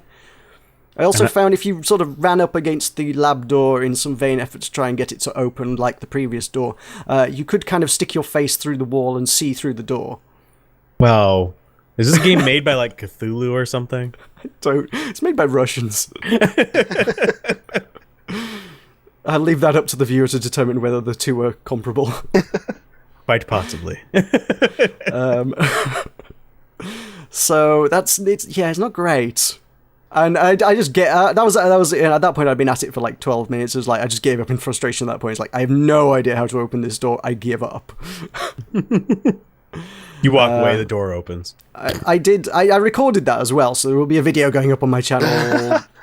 Probably, well, it'll be up later tonight when this podcast goes up anyway. So in Soviet Russia, gameplay you. You can see for yourself how bad that is. But yeah, I went back and tried it. I was like, it seemed like there's some graphical glitches. I was like, wonder what happens if I just turn it down to a lower graphical option. Because I had it on maximum. There's a low, intermediate, and maximum are 3 graphics options you get. I was like, what if I put it on intermediate options? No, what that causes is a lot of lighting artifacts. There's weird triangular, jaggedy things all over the screen. And then the game crashes about 30 seconds into the gameplay. Beautiful. So it's going to be a while then, a little while longer. It's a well polished product, yes. Polished with turds. February 9th, 2016. Well, it's going to be out in about 10 hours, so we shall see about that one. Yeah. I kind of want a review copy just so I can really get stuck into it, but really just get go stuck full into bore. that door. I can't think of any particular world in which this could ever be worth whatever they're asking for it. I can't see this being remotely good at all. I mean, judging by the Steam forums, it seems like some people managed to get it work. I don't know, maybe it's just my particular configuration. Maybe it just doesn't like, I don't know, the AMD FX series of CPUs or something. I don't know. Maybe some strange thing I've got going on with my machine that is like, no, for you, this will not work. I suppose I could try it on my computer. I don't think it would change anything, though. So we'll see. I've nearly finished downloading the demo, so I'm going to have a look at it as well. 31% of 29 user reviews for this game are positive. Which is that? 30, just hovering over the stats for the reverse side demo. 31% of them are positive. Oh, 31. I didn't know you could get stats on the demo. Yeah. Okay. It says mostly negative. Yeah. Yeah, you have to go back to the browsing, look at the publishers thing, and it'll actually show the demo and its rating. I Oh, right. I can't get it to just load the demo page so I can actually read these reviews or not. Yeah, I was gonna say, I don't know where you would get that, because surely if you click on that page, it would just take you to the reverse side page. Yeah, it takes you to the reverse side page. I suppose you can leave a review if you have that product in your Steam library. There's a write a review option, so they probably will have been submitted. Because if I go to... No, actually, that doesn't work. I was going to say, if I go to reverse side demo, there should be a link that says write review, but there isn't actually, so I have no idea how anybody has managed to do that. How strange. Indeed. Some very talented people who've managed to do things they're not allowed to do. I'm astonished as many as 31% of people had a positive experience with that. I really am. That's about 10 people. About 10 people thought that was a pretty good product. I would how many imagine people are working on the 10 game. people work for the Russians. Yeah. There's 10 people currently working at Ryu Games. Ah, I have now no we idea how know you their pronounce that. employment charts. Ah, wonderful. Census info. A lot of people are yelling about reporting the company who made it. Yeah, but people yell about lots of things on the internet. Apparently, they've already gotten money for it from some people. Surely to God, a game being bad, even broken bad, doesn't seem to be any kind of standard that Steam kind of holds to, be removed from Steam or anything. They've published stuff like Air Control before. And they're like, yeah, there you go buy Air Control. It's like, even if it's the worst thing in the world. Yeah, that's Total Biscuit has had a pretty much ongoing series where he reviews terrible games on the premise that Steam should not be selling them. It's Steam sells it's series. sort of it's an interesting idea, whether Steam should be curating or not. Well, obviously they're kind of trying to palm that off on the users with their new Steam curation system, where it's like, oh, well, and obviously with reviews and things, it's like, well, now you guys can judge, but at the same time, someone clearly needs to actually get the game in the first place to judge, I suppose. This is true. But with the curation, again, that's open to the press and stuff, so a lot of that is reviews. I mean, you've got stuff like your Rock, Paper, Shotgun and PC Gamer, kind of fairly top-rated ones. Indeed, Total Biscuit is your top one. So people who are just getting review copies of things and posting their reviews on there. So you can take their recommendations if you trust people's recommendations. You can indeed find the Button Mash review site on their listings. I don't know if you guys have got anything like that. I don't know. It's just like whether they should be curating or not is just sort of interesting from an ethical standpoint. Like, on the one hand, with great power comes great responsibility, and Steam is, for better or worse, if you want to make a game, unless you're either Blizzard or Minecraft, you have to use Steam. So sort of that, in a way, because they have that market dominance, they aren't really doing much to address the fact that their platform does have these terrible games on. But then again, how do you define what a bad game is? Because everything is so subjective. I think that Goat Simulator 2014 is a terrible game, but the people who play it have a different opinion. So that's kind of a different matter, though. Yeah, we're not playable. Yeah, I was going to say, we're not sort of judging subjective quality of a game, but surely... Functional Steam quality. should be... functional. Surely Steam could find somebody to find 5 minutes out of their day to at least fire up each of the games that they're going to be selling and find out whether it, crashes at the title screen and goes, well, hang on, let's not sell this. Yeah, but even GOG has better quality control, sadly. I mean, the much question smaller. is, though, basically, it's where you draw the line, and I don't know. Well, the thing is, with Steam, they're big enough that they don't have to bother because they kind of have complete market control, really. And with everybody else strives to be better than Steam, and they do that so that they can say, hey, look, we got a better product, in the hope that they can gain some market share. The reason GOG and, God knows, even Origin provide a better service, because they're trying to get people to use their service. So they're like, hey, look, you can't get a refund for your game on Steam, but you can on Origin. I think the key point that needs to be addressed is, are these games fit for purpose kind of thing? Basically, do they run and do they do what's advertised? Because, I mean, there's some that didn't, like War Z, that, yeah, it functioned, but... Oh, that's almost like an entirely different discussion at that point. And even... That's kind of getting into the like early access thing. Even things like Total War Rome 2, where it's just really, in a way, unplayably buggy. I mean, it's just sort of that... From a consumer protection standpoint, like, people can write all the reviews they want, but people like me that are fans of the franchise, like, you know, we're going to buy it, and just sort of... I don't know, it's just sort of, in a way, very different from perhaps the purview of this podcast to go into an ethical debate on the nature of power, but I don't know, it's still interesting. Yeah. Anyway, we've been talking for over an hour at this point. I think it's probably about time to take a break, and then we haven't nearly got through anywhere near the list that we do. You guys have gone off topic with a lot of other things, but it's been interesting, so that's cool. Normally we just go through all the games, but... Tangents! No, I like a good discussion, so you guys are great. We'll have you back. He's going to kill us whenever we walk away. Well, you saw what happened to Will, so sing the you guys are song next. now? No songs okay. necessary. That's Unless you okay. really want to. I mean, if you want to we can have the musical interlude.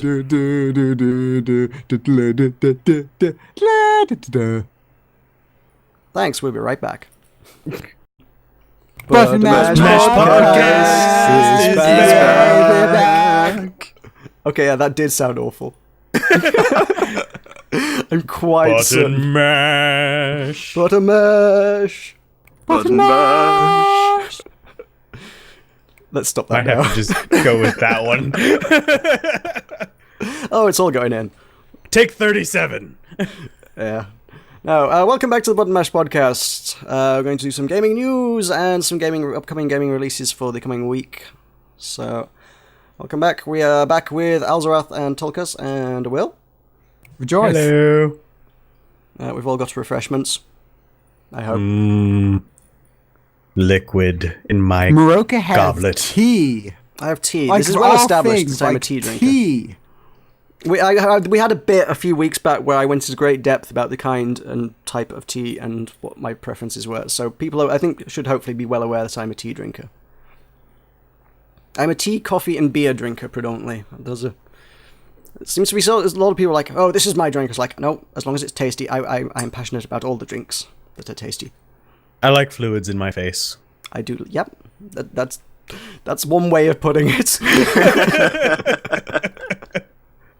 That is a way to describe the things that I do, yes.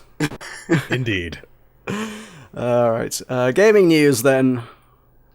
So, the one that we're probably a little bit late to the party on, because this has already been discussed in great length by a number of other people, that League of Legends competition has put some very strange rules as regard who can participate. The esports league Garena Philippines is limiting the number of lesbian, gay, and transgender women who can compete in their Women's League of Legends tournament, saying that the players might have an unfair advantage, therefore there's only to be one lesbian, gay, or transgendered woman per team. Which is really, really weird. Clearly, LGBTs are just too awesome to play League of Legends. They're basically saying that being LGBT is a superpower that makes you amazing at League of Legends, is what they're saying. So this is kind of like them trying to disqualify Phelps for smoking weed as a performance-enhancing drug. Is that comparable? Yeah, basically saying you're a lot better for something that really doesn't in that impact sort it of in regard, any yeah. form or fashion. Fair enough. It's so strange. I mean, I think the one thing most people come to conclusion of is it just saying we're terrified that men are going to try and sneak into this tournament by saying they're transgender? I actually wouldn't put it past some of them, because honestly, right now, with the gaming scene as it is on highly competitive games, it's harder for women to get into it because, frankly, the bigotry and stuff like that makes it unenjoyable.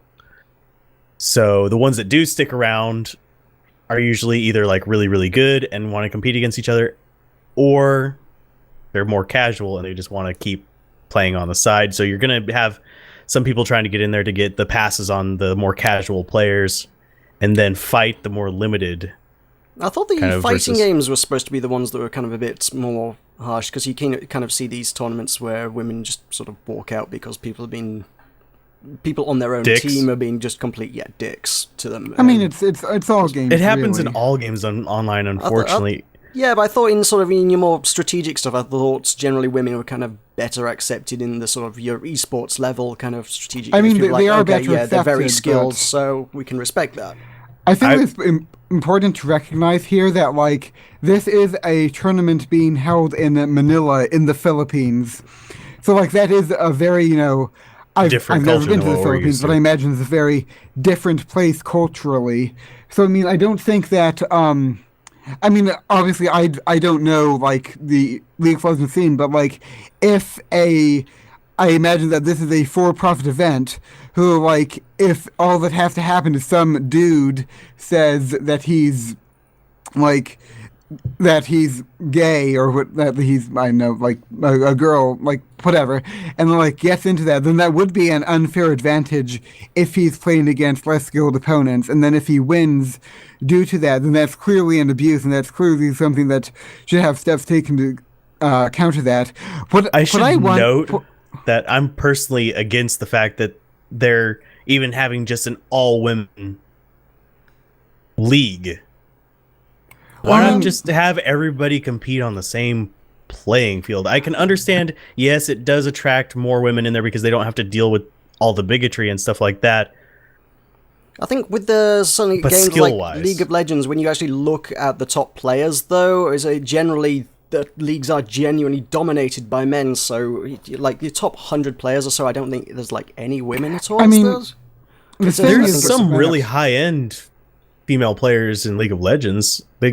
Some of them stream even, but I'm not sure if they're top 100 or anything like That's that. what I'm saying. but- It's kind of it's more almost like a step up before you get there. Sort of it's more like an entry level league. It's like, hey, do this, and if you get good enough at this slightly lesser league, maybe then you step up to the top league. I don't know how they're sort of interpreting it. I mean, the thing about I personally am of the opinion that, like, of all, the big issues that, like, we have in politics today, like, big issues like, I don't know, climate change and gun control and stuff like that, I personally think that women's rights is actually the thorniest one, because sort of, like, there can be different opinions that are completely right. Like, this is a lot like, holding the door open for a woman. Like, one person would say, like, you should do it because it's just politeness. You should open the door for And anyone the who's other one behind would you. say, like, this is just like the perpetuating the idea that, like, women are objects that should have, like, doors open for them or whatever. Like,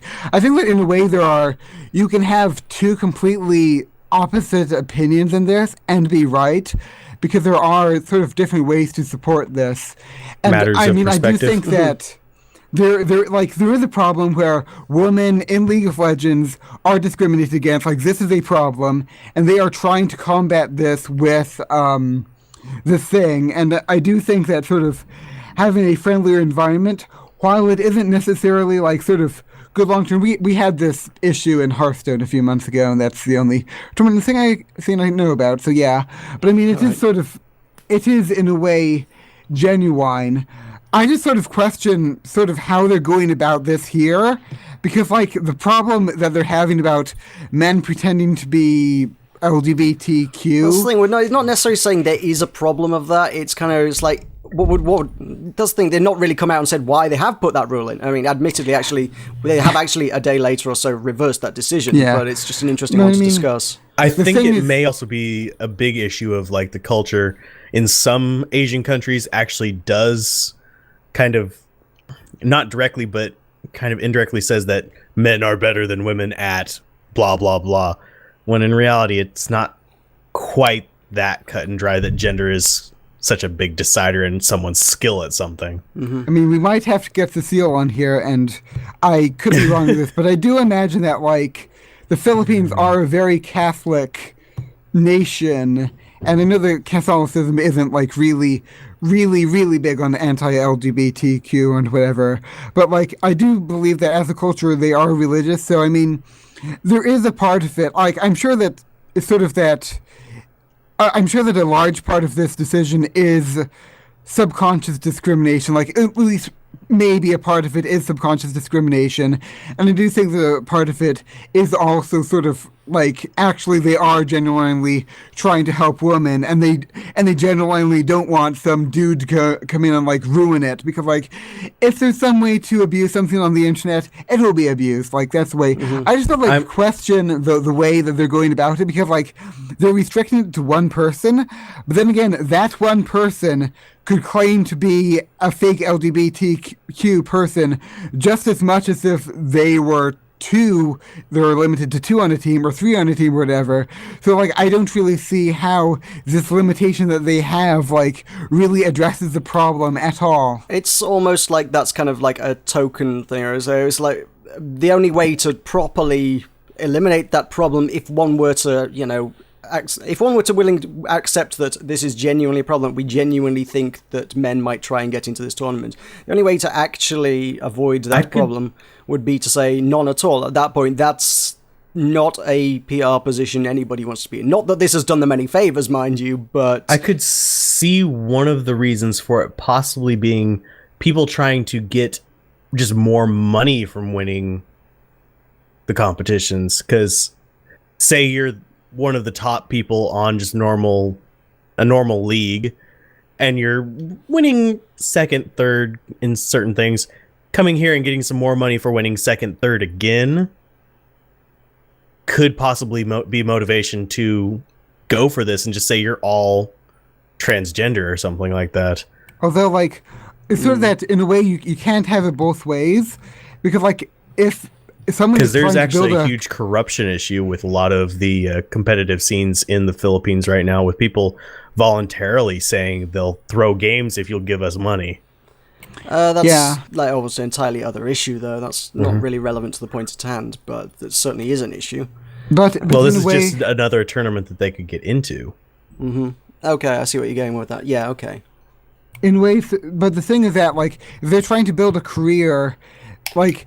You can't have it both ways, and that like you can't have the idea that like people are being discriminated against due to the LGBTQ community, and then also have people wanting to build a career in that, like really willing to sort of come out in that way. Like obviously, like I'm personally like totally like fond of like everything, and like no prejudice is bad and whatever, but like. And I don't know what the culture is. I imagine that the gaming community probably is a lot more accepting because gamers are generally more level, whatever. But sort of that, like, even here in America, we have it sort of that, if someone, like, people, like, just in, like, our Town of Salem vid we did the other day, it was just, like, someone's, like, using gay as a little joking sort of bad insult word, even here in America. So I imagine that, not necessarily saying that they should hide it, but I imagine that a lot of players would want to hide it just because they don't want to have that label hanging over them wherever they don't they want go. to deal with the drama.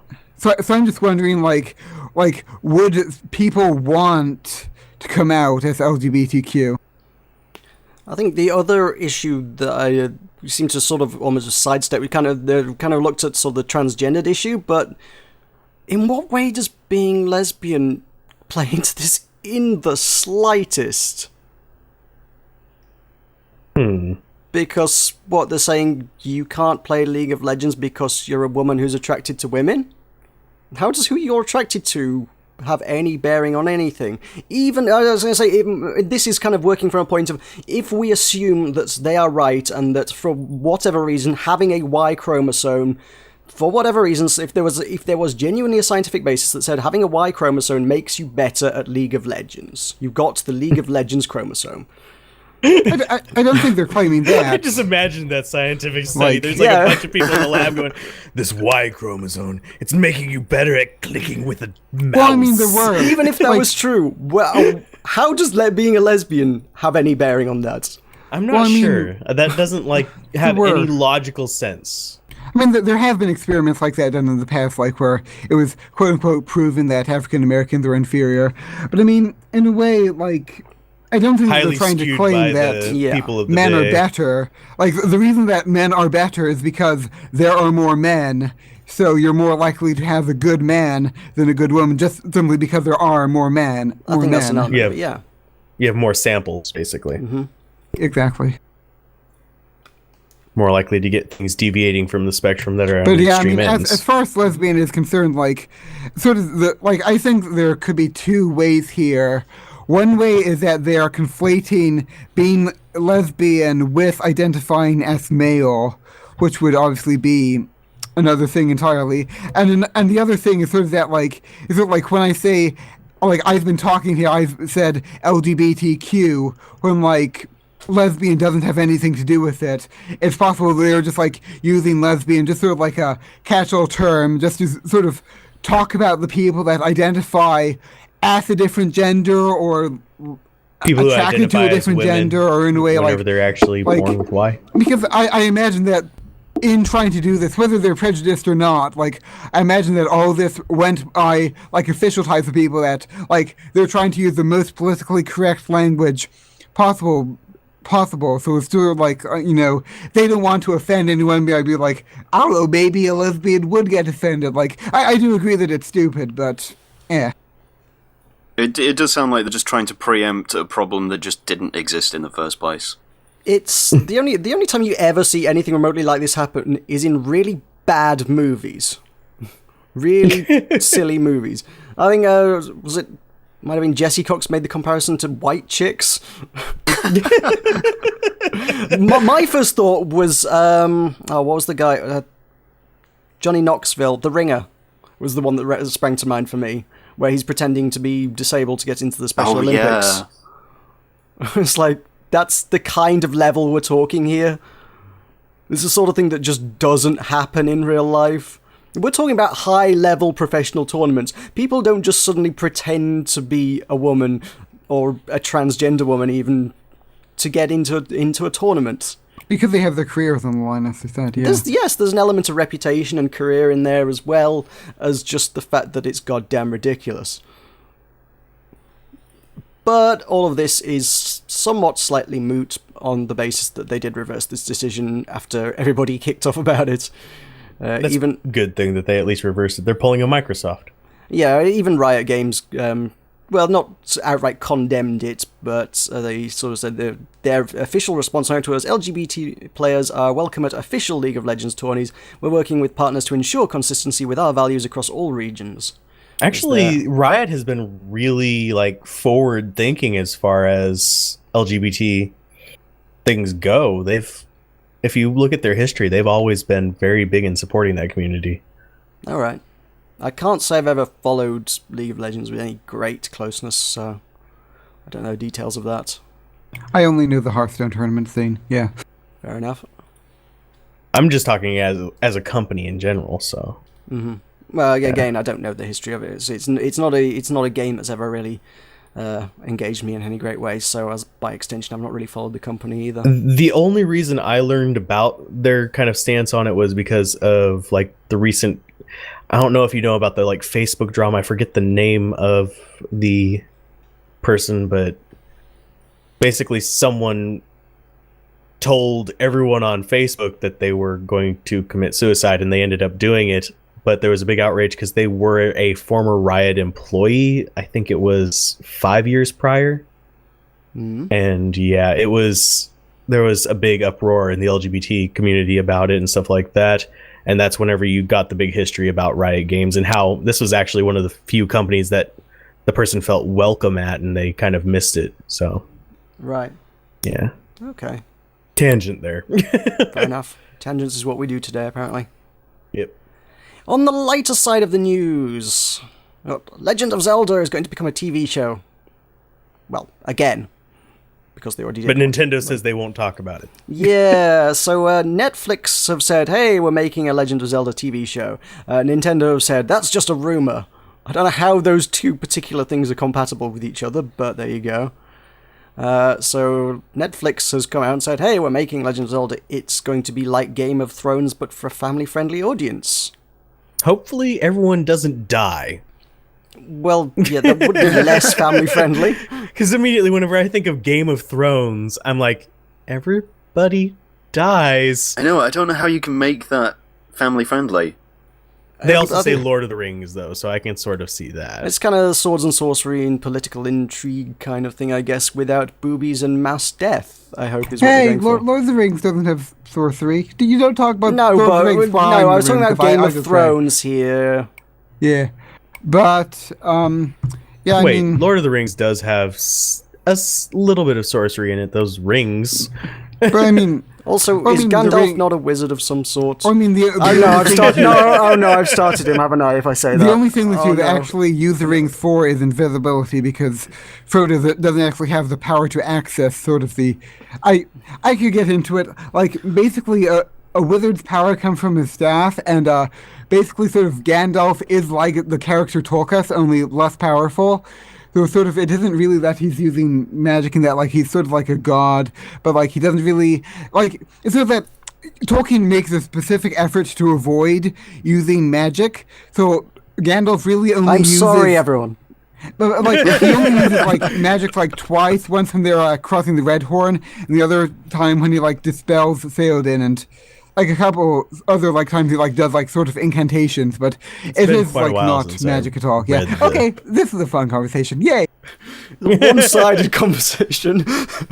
Tulkas ranting. It is very interesting lore. It's just really hard to just jump right into because it's so deep and expansive, especially if you read the supporting material. I mean, it's really like going into Silmarillion, Skyrim lore just off.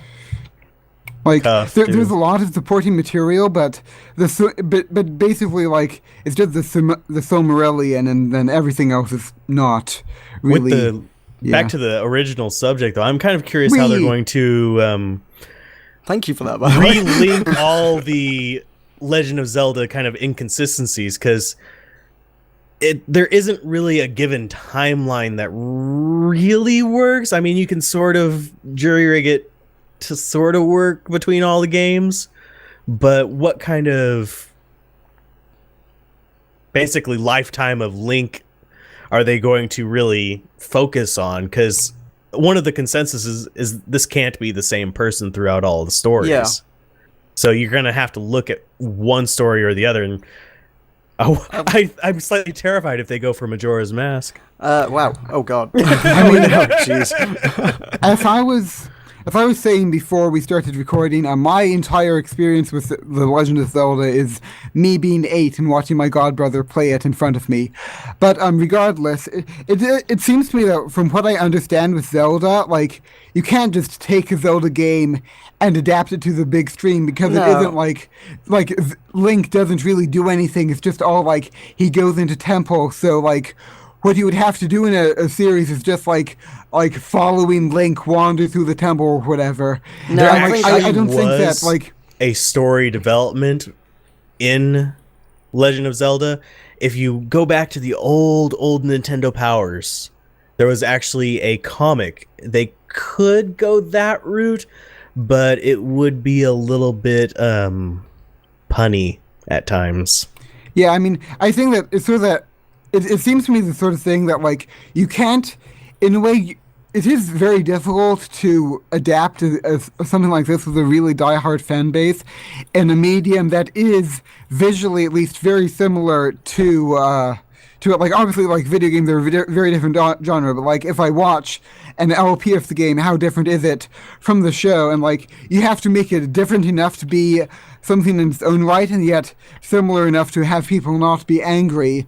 Honestly, from what limited knowledge I have, I think it would probably be best if they tried to do sort of an inspired by Zelda thing, where they tried to capture the feel of the world and sort of the tone of the world, and not any specific story, but just sort of like conglomerate sort of everything into one big story. Like you were talking about, like how you have different timelines. The one big issue with that is that there are some like drastic differences between things that I'm not sure how well they'd kind of work into each other unless you just ignore certain of the more extreme storylines and just go for kind of the very middle, which could lead to something a little less interesting, in my opinion. What they'd need to do, surely, is to basically try and not go down the route of the game. It's kind of vaguely what both of you are already saying, is don't say, oh, we're going to make a TV series based on this game, or an amalgamation of all games. Ignore the games, take the characters, take the themes, take the tropes, take whatever's going on, and make something original, because quite frankly, if we wanted the story and the narrative and the adventure of one of the games, you would just go play the games. So they should really be looking to make something original. At that point, you're just capitalizing on the franchise, and you should just make something original that isn't entirely related and doesn't have the same title. But it wouldn't sell as well as Legend of Zelda. Hey, Nintendo!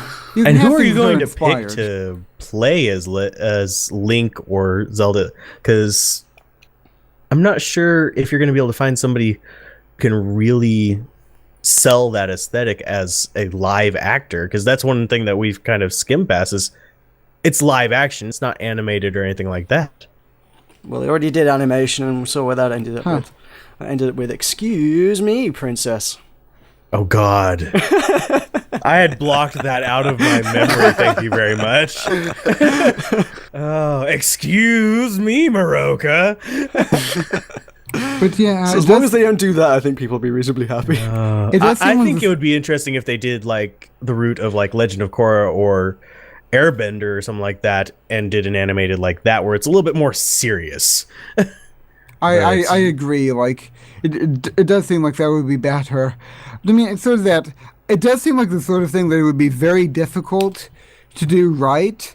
So I do think that to do it right, they might have to take some very drastic and radical steps to do it right. Like there's like you have your sort of your tone of Legend of Zelda, like you have that.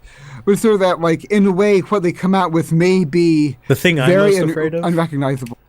The thing I'm most afraid of is that's going to end up like I don't know how well exposed people are to it, but like a Disney TV show. I'm afraid it might end up like that, because they are pushing the family-friendly aspect of it as well. And most of the actual player base that's really diehard Legend of Zelda, probably in their 20s and 30s. Not teens. I say family-friendly, but I don't think we're quite going sort of Disney kind of family-friendly. It just doesn't need to be as gratuitous as something like Game of Thrones does. It just needs to, not have people being murdered and getting their tits out all the time.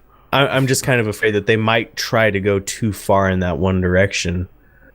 That it might push away the diehard fans that they're actually going to be trying to market to. But it is Netflix, so they're a little less prone to that kind of stuff, but they're also more prone to like early sci-fi movies kind of development.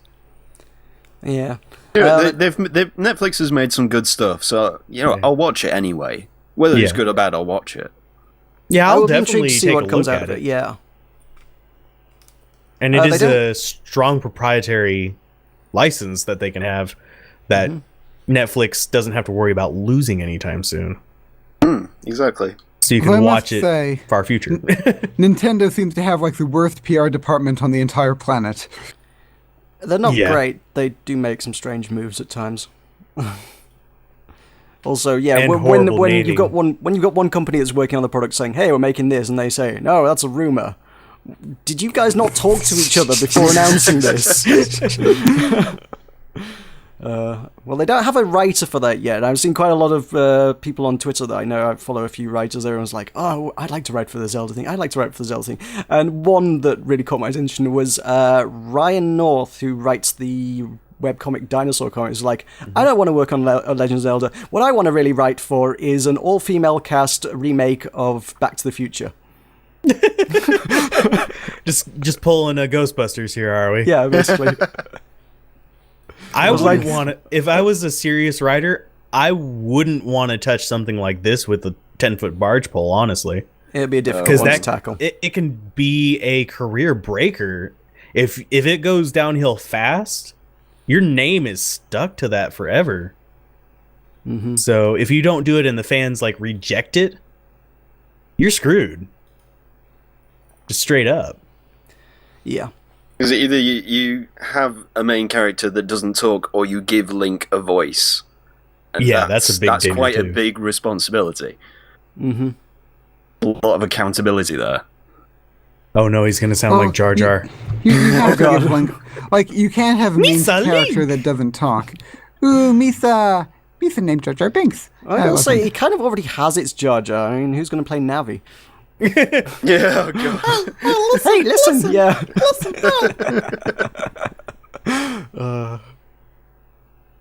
Oh lordy. Alright, shall we move on to some releases for the next week then? Indeed. Alright, so we've got our usual list. Let's start with our usual giant bomb list of what's coming up over the course of next week. Some of these look familiar from last week. I feel like some of these have moved back. Starting with, I guess, some of these maybe already even be out. I don't know. But Alice's Mom's Rescue. I'm sure we looked at this last week, didn't we, Will? I don't remember it. I vaguely recall the name from somewhere, so I thought I'd seen that. But, oh no. Help a young girl save her mother from a malicious giant raven. Cute pixel art thing. Can't really tell you much about what's on there. Oh, I know I've heard this before. I recall a co-optional podcast talking about this, actually. This is out on Dreamcast. Okay. Yeah. What? Yeah. It's out PC, Emulator, Android, basically? Dreamcast. I think it's actually a Dreamcast game. They're a little late to the party on it, I will say. Just a little bit. I have no idea. With that said, there was a game a few months back that came out for the Mega Drive / Genesis, depending on which region you're in.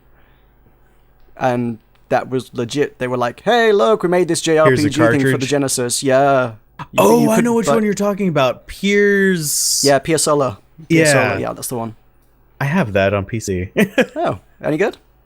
It's really slow to start out. It reminds me of Lunar. I've not played If that you- one, so... It's an RPG. If you want to see a playthrough of Lunar, it's on HC Bailey's channel, which it's a pretty good playthrough, and it's kind of similar to that. I haven't found any good playthroughs of Pure Solar though, so I can't really recommend any for that. Alrighty. On February 10th, which it will already be by the time this podcast goes live, there will be Evolve. I imagine most people will be aware of this at this stage. If it wasn't for the DLC, I'd play it. It seems like an interesting concept that's going to be weighed down by a lot of bullcrap. I was never really sold on the whole Left 4 Dead kind of competitive thing, so this kind of never really caught my eye. I was kind of like, I didn't like versus modes, so I don't think I like this either. I like the imbalanced PvP, where it's kind of like you have the one really big, strong guy that's by himself and dangerous, but you have the small, weaker characters that are able to take him down if they work together. I like that kind of balance, but I'm not sure I want to put my money in with Evolve to actually go for it. Yeah. Well, it does seem like there's been a few people trying interesting asymmetrical things lately. There was obviously Depth, the shark game, which is mildly entertaining, and I rather enjoyed Natural Selection 2 Combat, which was just do away with the strategy bit, and it's just aliens versus marines. Both teams play totally differently to each other, and that was kind of cool. I enjoyed that a lot. I keep meaning to try it, but it was cool. Yeah, I keep meaning to try that one, but it just keeps falling by the wayside. Not enough time. So yeah, Evolve, it may be something I could enjoy. I don't know if I'm going to put my money down on it to find out or not, to be honest. If they send me a free copy, I'll definitely. Oh, play it. It's yeah, sure. I don't feel like spending all that money on DLC day one. Oh, well, that's why you should have been a part of their marketing betas and whatnot. Says the cynic in me. Yeah. I got invited to one. Everybody got invited to one at one point when it kind of popped up in everyone's Steam library like one weekend. It was just like, hey, everybody play Evolve. And I was like, maybe later. I was told I could get a key. I just had to apply for it. And I was like, I'm not liking the news I'm getting from it. All right. Well, I got Chivalry Medieval Warfare. Hang on. That page says Shivali. It's not Chivalry. It's Shivali. It's Shivali Medieval Warfare. Chivalry. So I imagine this is something more to do with more chivalry stuff. If you like Probably you're just running around basically an first-person hack and expansion, slash probably. thing. Sorry? It seems like it would be just like essentially an expansion for all intents and I purposes. think it is, but, yeah. Yeah, So- Chivalry is pretty popular. It is, yes. I played some, well, I haven't played that, but I played some other melee stuff. I can certainly see the appeal in it. Yeah. I've got Eternoblade. That looks JRPG-ish. I don't know what it is. Side-scrolling action adventure with a time reversal mechanic known as Time Avenger in Japan. Well, it definitely came from Japan. I got that bit right. Right. There's only concept art, so there's not much to go on. Oh well, there you go. That's something for the Vita. For the few people who own one of those. I actually want to buy one of those because there are some good games on it. Heck, Rogue Legacy's on it. They seem to be improving the library lately. It's one of those things for the longest time. It's like, why would you buy it? There is nothing on it. And now it seems like they're actually making an effort to actually get some interesting stuff on it. Pretty much the only answer to it was Persona. Yeah. I got Super Stardust Ultra for the PS4. Which is, the Stardust series enters the next generation, which is thoroughly helpful. Thank you for that. There are no images, there are no trailers on here. It's apparently a shoot-'em-up of some sort. I know nothing about it, unless anyone else does. Nope. Yeah. Minutes for the PS4 and PlayStation Vita is, again, something that we don't have much on. An abstract action game where the player must use a circular cursor to collect light energy while avoiding its dark counterparts by moving the cursor and changing its size. Okay. There was actually a game I was sent to review that was based on that kind of similar principle, and hopefully they have much better design. Alright. Yeah. Fair enough. It's strange. Hypervoid for PlayStation 3. Something neon looking. Single-player third-person space shooter that jumps the player through stellar wormholes packed with high action experience. And absolutely no images for it. No, there's very little on most of these, it seems.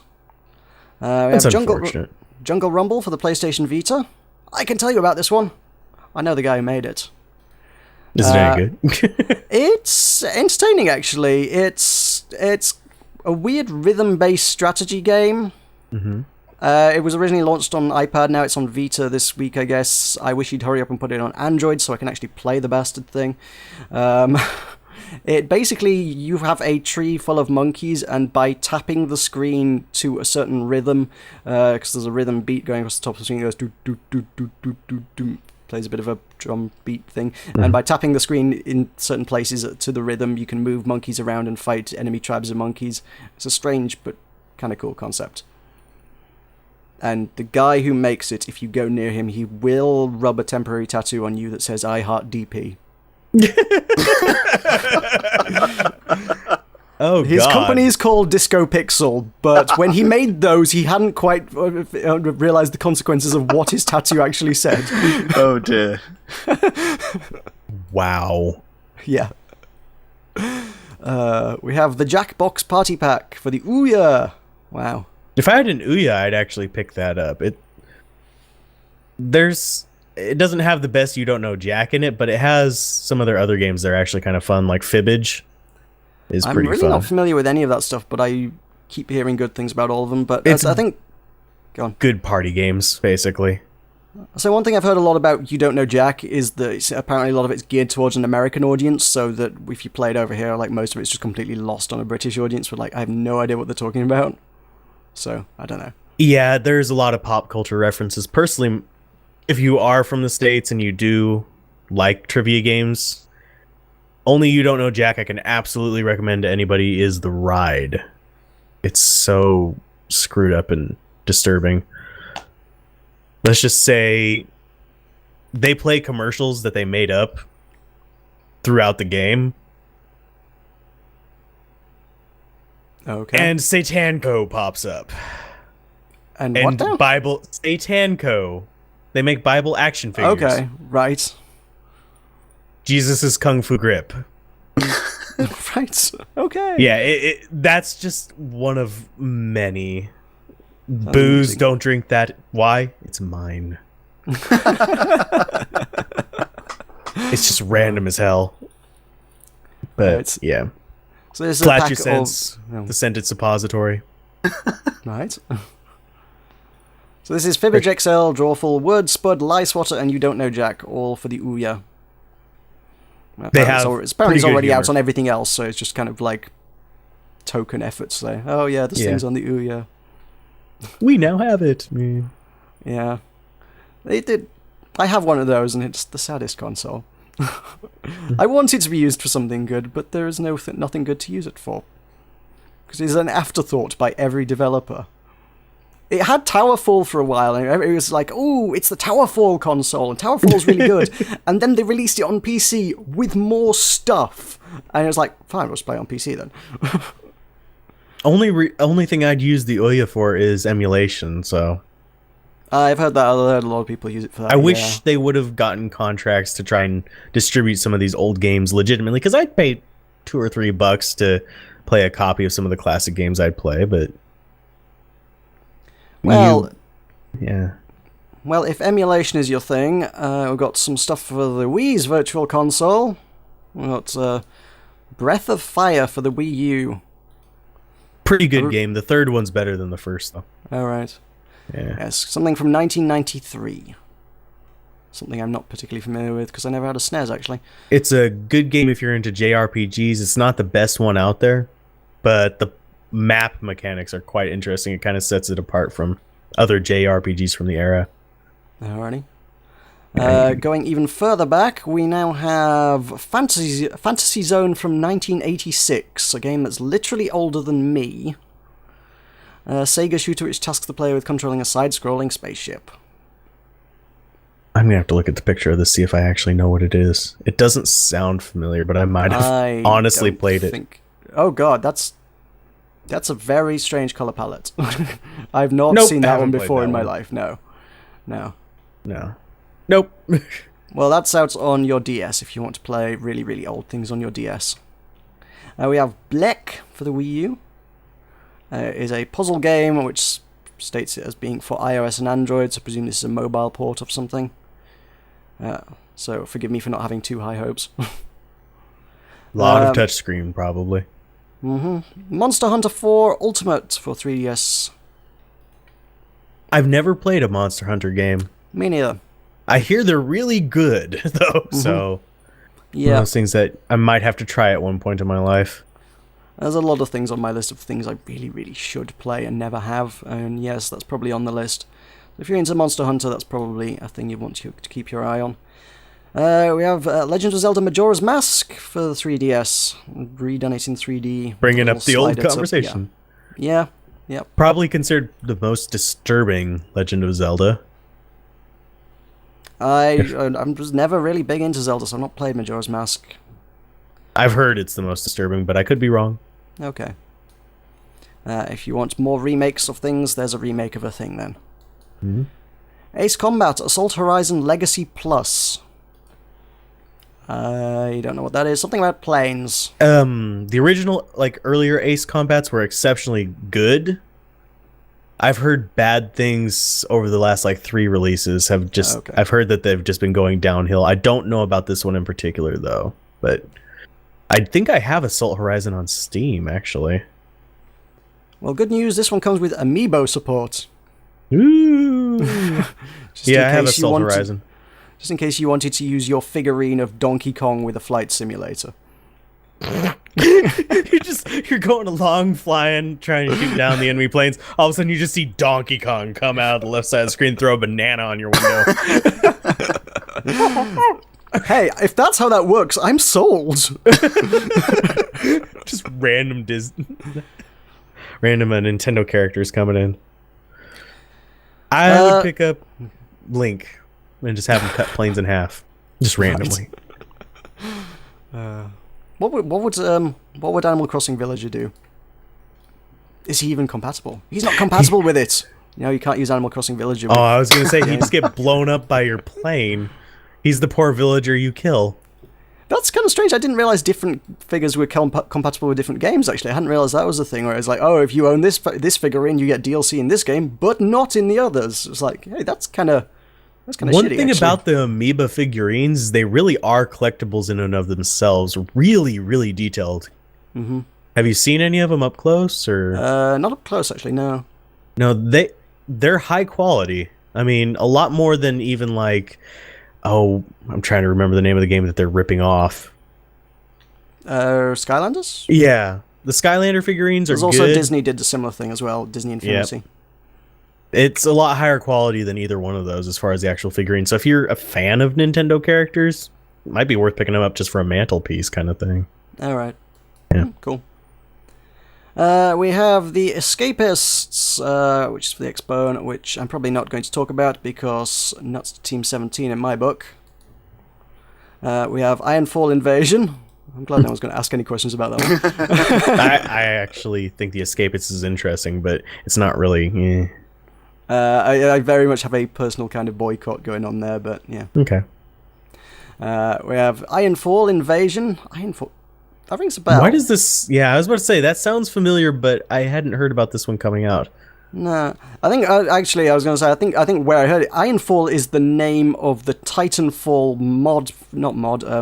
Is it a mod? What do you call it? There's a thing that makes Minecraft into Titanfall basically. I guess it's just like server plugins because I think it's just done through Bucket, but yeah, I think that's where I've heard it from. I was like, Ironfall? Did they do like a standalone or something? No, I don't think so. It's a third-person shooter for the 3DS. Interesting. That looks... Hang on, looking at those screenshots, that looks rather nice for 3DS. I didn't know things look that nice on the 3DS, actually. 3DS is actually fairly powerful for a handheld. It's Nintendo. They tend not to try to go overboard for whatever reason. Yeah, handheld shooters, there you go. Can't say I've ever had amazing success with handheld shooters in the past, but hey. I think maybe things have been evolved. I mean, my latest handheld console I've got is the DS Fat, so not really upgraded since then.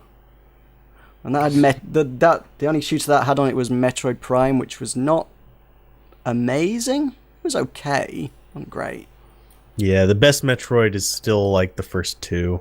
Like Super Metroid, I think, is probably the best. I very much like the GameCube Prime ones, but yeah, like I said, the DS one was just more limited by the format, I think, than anything else. Yeah.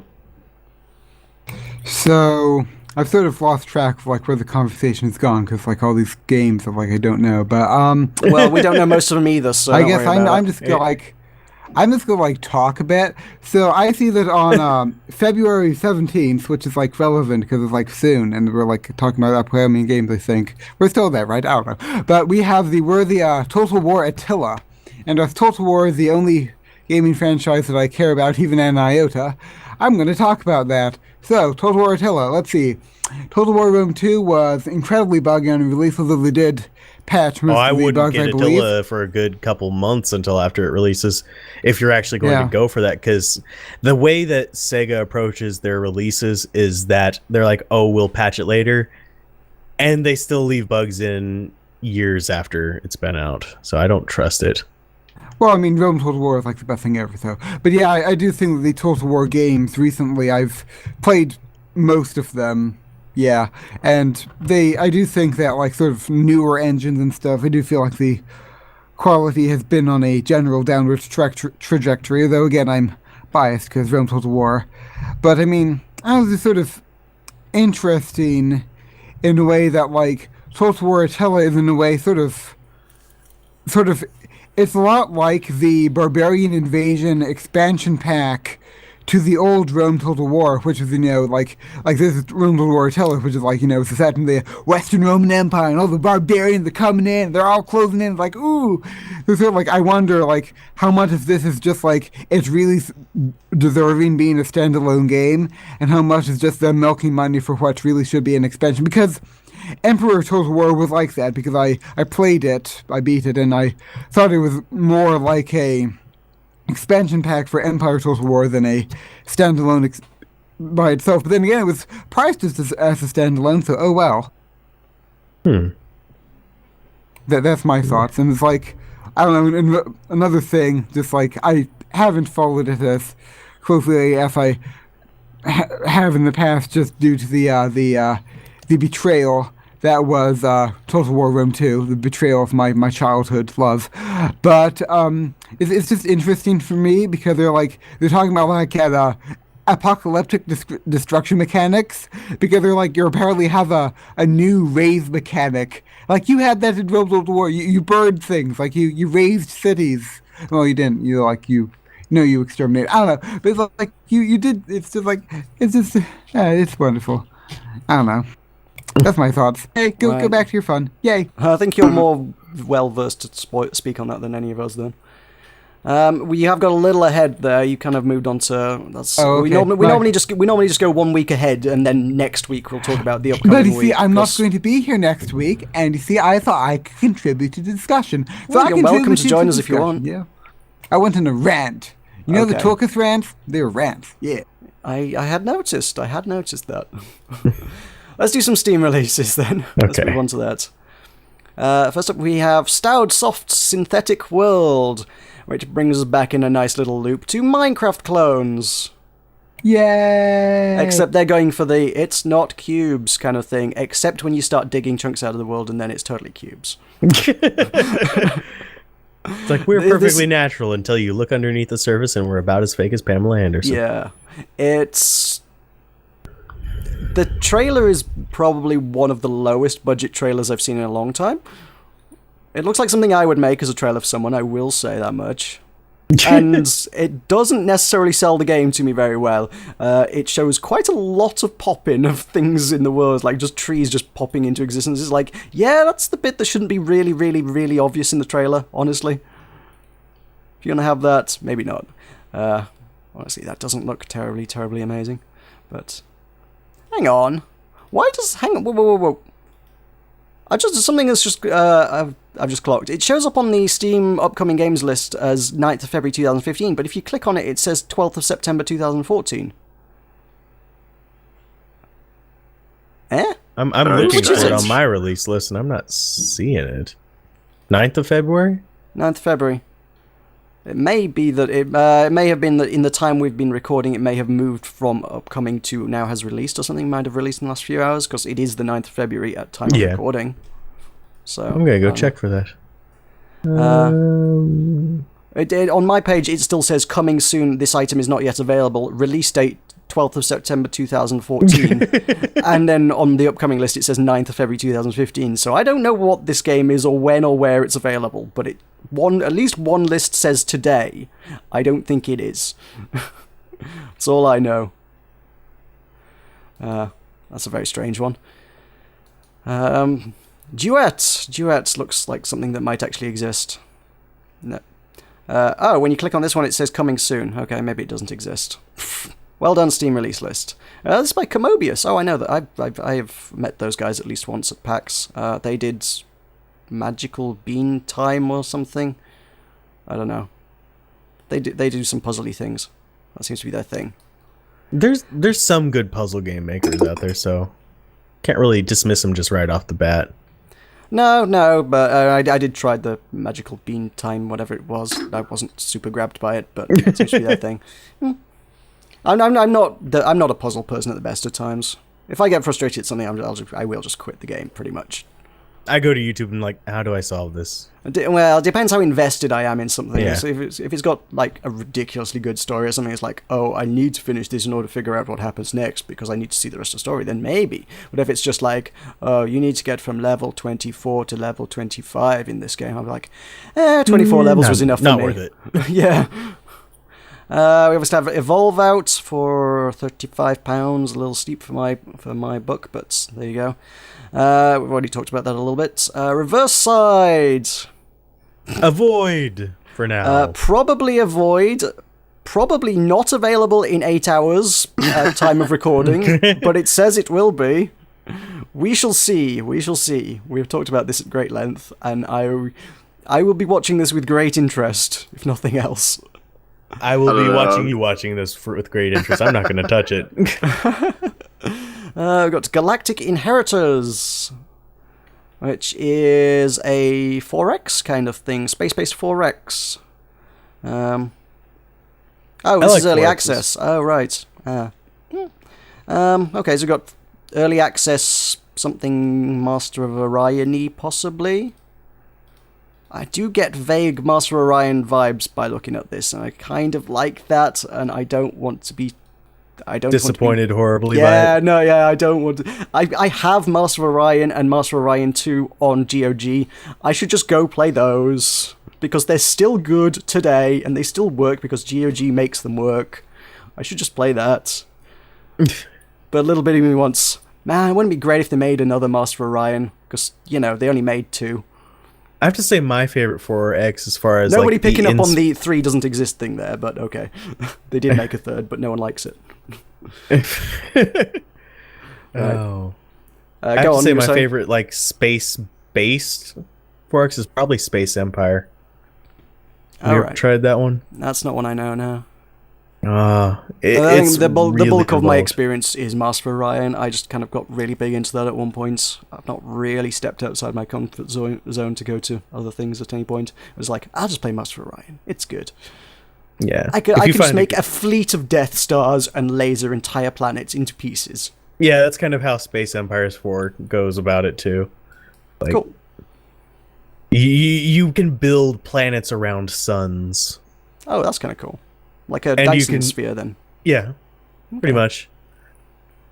As far as like 4Xs in general, I still think my favorite is going to be the Alpha Centauri. All Have right. you ever played that one? No. It's the one that everyone says Beyond Earth is a spiritual. Yeah. Yeah. I've, It's so much as better. someone who is an avid fan of Civilization 5, I have heard no, of you this, started. yes. You started him on a topic. Oh no! I'm Quick, jump through a window. Quickly, call The, Call the Neil, people he'll enjoy distract the him. rants, man. Uh, No Hey. ranting from me. I say nothing. I am silent. well, it's more that I would like to wrap the show up sometime tonight, but hey. yeah. We have Tasty Blue out, which... That caught my attention for a very strange reason, which is it seemed very, very similar to a Flash game. In fact, it wasn't even Flash, was it? It was a Mac game that I played, mostly for procrastination purposes, whilst I was supposed to be doing my third-year project at university. Which involved a kind of a grey goo scenario. You were a grey goo and you had to eat all the things in the world until you'd eaten the entire universe. This is the same principle, but fish. And it looks really similar. And then when I looked into this earlier, it's actually the same developers, the same people who made Tasty Planets have made Tasty Blue. So they basically just redid the graphics and reused the game. It actually looks very... It's kind of got the same weird way it labels everything as well. It's probably very much a very similar engine, I suspect. might even be just the exact same game with different graphics. Because it looks like Maybe. you grow as you eat. Just looking at the video. It looks like you evolve as you eat more so than anything else. Are you supposed to start out as a goldfish and then it looks like you turn into a dolphin and then a shark or something? It's very strange. I don't think that's Bizarre. how food works. If it did, I would be like some kind of god by now. Although I will say, I did see in the trailer then the shark leapt out of the ocean and ate a plane. So I'm sold on that one. Yeah. That's some mega shark stuff. And then going it down eats there. the planet. And then it eats the planet. Yes. Well, I don't know about you, but I'm sold. That's I just might pure try it. nostalgia for me. We have Cubicity, a 2D physics-based puzzle game. You play the role of Seamus, a curious guy who can't seem to keep himself out of trouble. Help him figure out how to make it home in one piece. I'm not sure quite how the mechanics of this are working. It mostly seems to revolve around dangling from the ceiling and shooting various guns and maneuvering cubes around the place. It does feature portals. Because apparently that's mandatory in puzzle games these days. 2D Portal. 2D Portal with some other stuff going on. Yeah, possibly. We have Muscle Car Online, which is... They can't separate muscle car? It's 2 words. Apparently not. Oh, I accidentally played the trailer there, so music started. Whoops. Yeah, it's apparently it's not anymore. It's all one word. It appears to be a top-down racing thing, which doesn't look terribly high fidelity. It does seem to have some emphasis on track creation, so you can sort of just kind of someone say that word for me. Electrics. That's the one. Scale tricks it up. Yeah, that's what I'm trying to say. I- Harold, or did you have something else to say about that? I'm just entirely unimpressed with the muscle car online. It didn't look great. No. We have Harold, a guardian angel in training assigned to watch over Harold. You're going to need a miracle to get him safely through a series of increasingly challenging obstacle courses in one piece. So you use some various divine powers to basically... Seems like it's probably a kind of time-based puzzle thing. Looks like there's some decent production value behind it, just judging by like the trailer and stuff. As far as like the actual like cinematics and stuff, It does look pretty good, yeah. It Yeah, looks it- alright, yeah. fairly well animated. We But it have looks, yeah. I think go on. I've heard of Harold before, but I'm not sure where. It's not something I'm familiar with, but okay. We have Cults and Daggers, which sounds like something could potentially be up Tulkas' street. I don't know. Rejoice! It's ancient history grand strategy stuff. It's grand strategy set between the death of Buddha and the birth of Christ. Well, what's this? What's it called? Cults What? and Daggers. Ooh, that sounds fun. Yeah. I thought it would appeal to you, yeah. Yay. Well, I am a classics major, Spies, so like assassinations, things relating double to the dealing. classics period are sort of, yes, my thing. Yay. Well, I think it's going to be a very good game. You know, the cloaks will be cloaky and the daggers, oh, they'll stab like no daggers ever before. No, it'll be glorious. And sometimes, like, you can use a cloak and you can put it over the dagger and you, like, conceal it. And you, like, bring it out in the last minute. Oh, the intrigue, the counterplays, the metagame. Oh. Cloaks If and I may daggers, available interject. for the low price of $15.99, or your regional equivalent, available now on Steam. Thank you. Okay. If I may interject. Oh, it's Colt and Dagger. I see now. It's Colt. Oh, okay. Colts, yes. So That I don't know if you guys watched the trailer, but that went in a very strange direction. At first, it was like, oh yeah, as you say, sort of classics, Colts, daggers, blah blah blah, Buddha, birth of Christ, that kind of thing. And then all of a sudden, it's like, oh, by the way, here's Cthulhu. It's like, that's not historically accurate. It's just like, oh, by the way, you can summon elder gods. It's like, oh, okay. Where are This went in a direction I had never anticipated. Although, I mean, to Oh, be fair, Lord. like, the question is, like, it's talking about the death of Buddha. So it has a Hellenistic Buddha and Christ. So that's Greece, India, and Israel. That's sort of, there are three different areas that had relatively little contact, at least between Greece and India. So, like, is this an Age of Mythology / Age of Empires kind of thing, or what? I really don't know. It says it's labeled as grand strategy. It looks, So, I don't know. so it sounds like it's for people who are pretty hardcore about their strategy.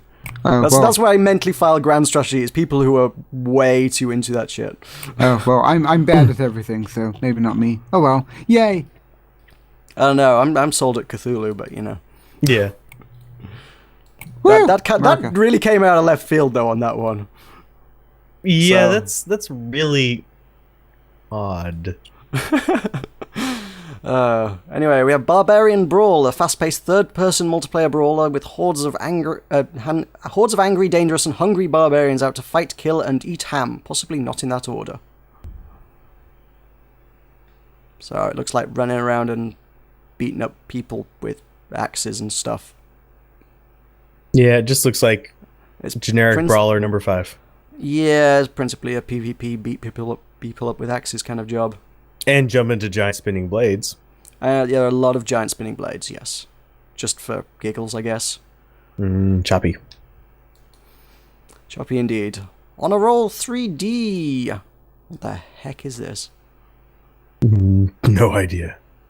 A something that somehow got through Steam Greenlight. A ball platformer simulator? It's something about a ball platforming, yes, and collecting objects and not landing on spikes. So far, so platformy. So whenever you need to learn how to dodge your balls, Yep, go for Honor Roll 3D. indeed. We got Siege of Turtle Enclave. This is a turn-based strategy game with real-time battles, which has a interesting style going on, which kind of, well, in the trailer reminded me a little bit of Town of Salem, actually, but maybe not so much anymore. That's strange. I see the resemblance, though, definitely. At about the halfway point, it starts looking more like Don't Starve. Right, yeah.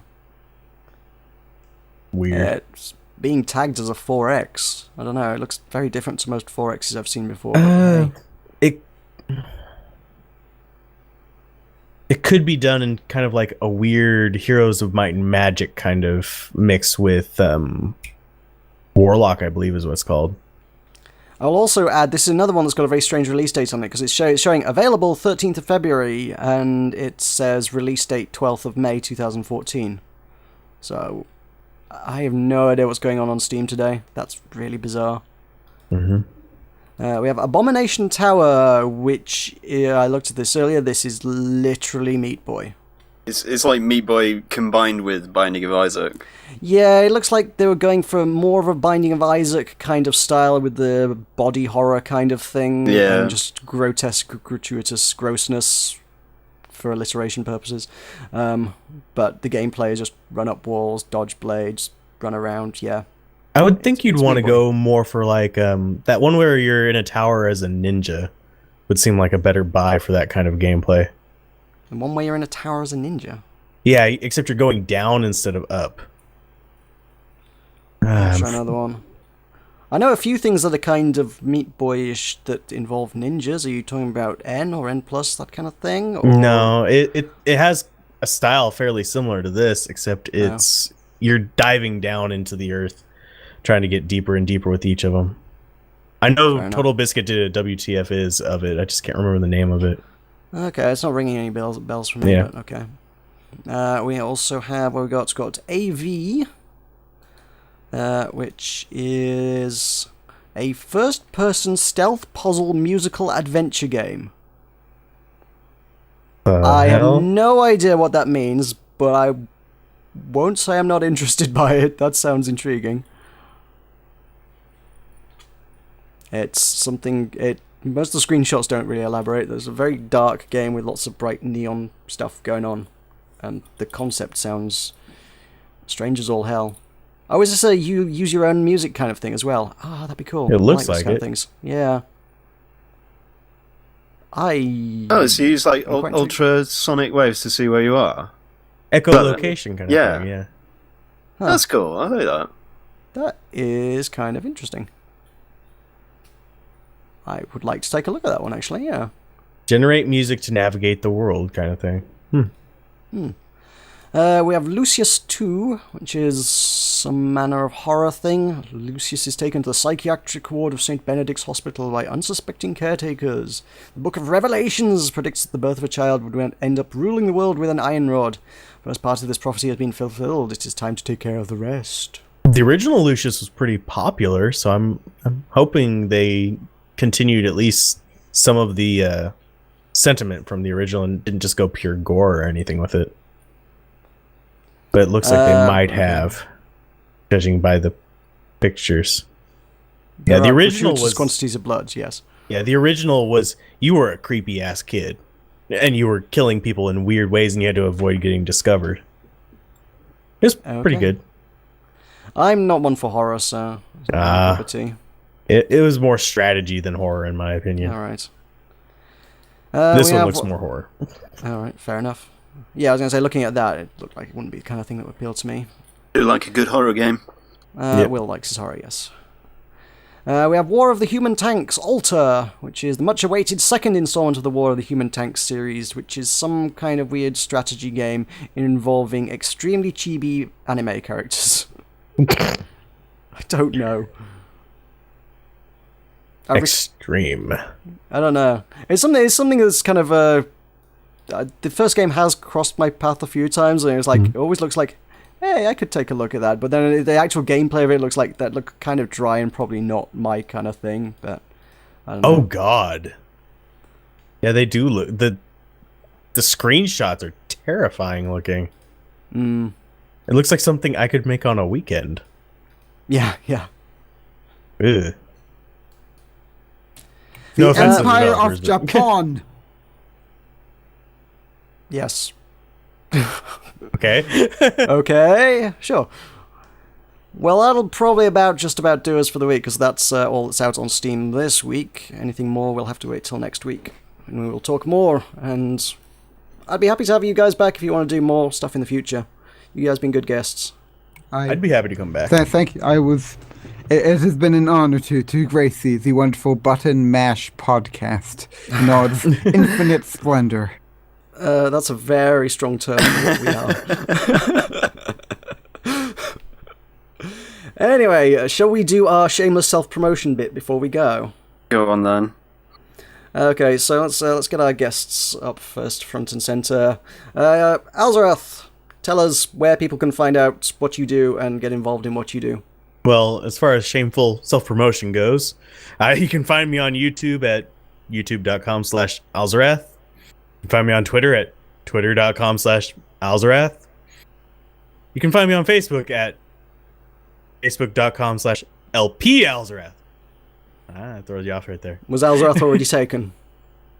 Yes. What is it? Is the more interesting question. A dead link. Oh, no. It just You should be wouldn't able let to- me take it. Oh, you should be able to claim that.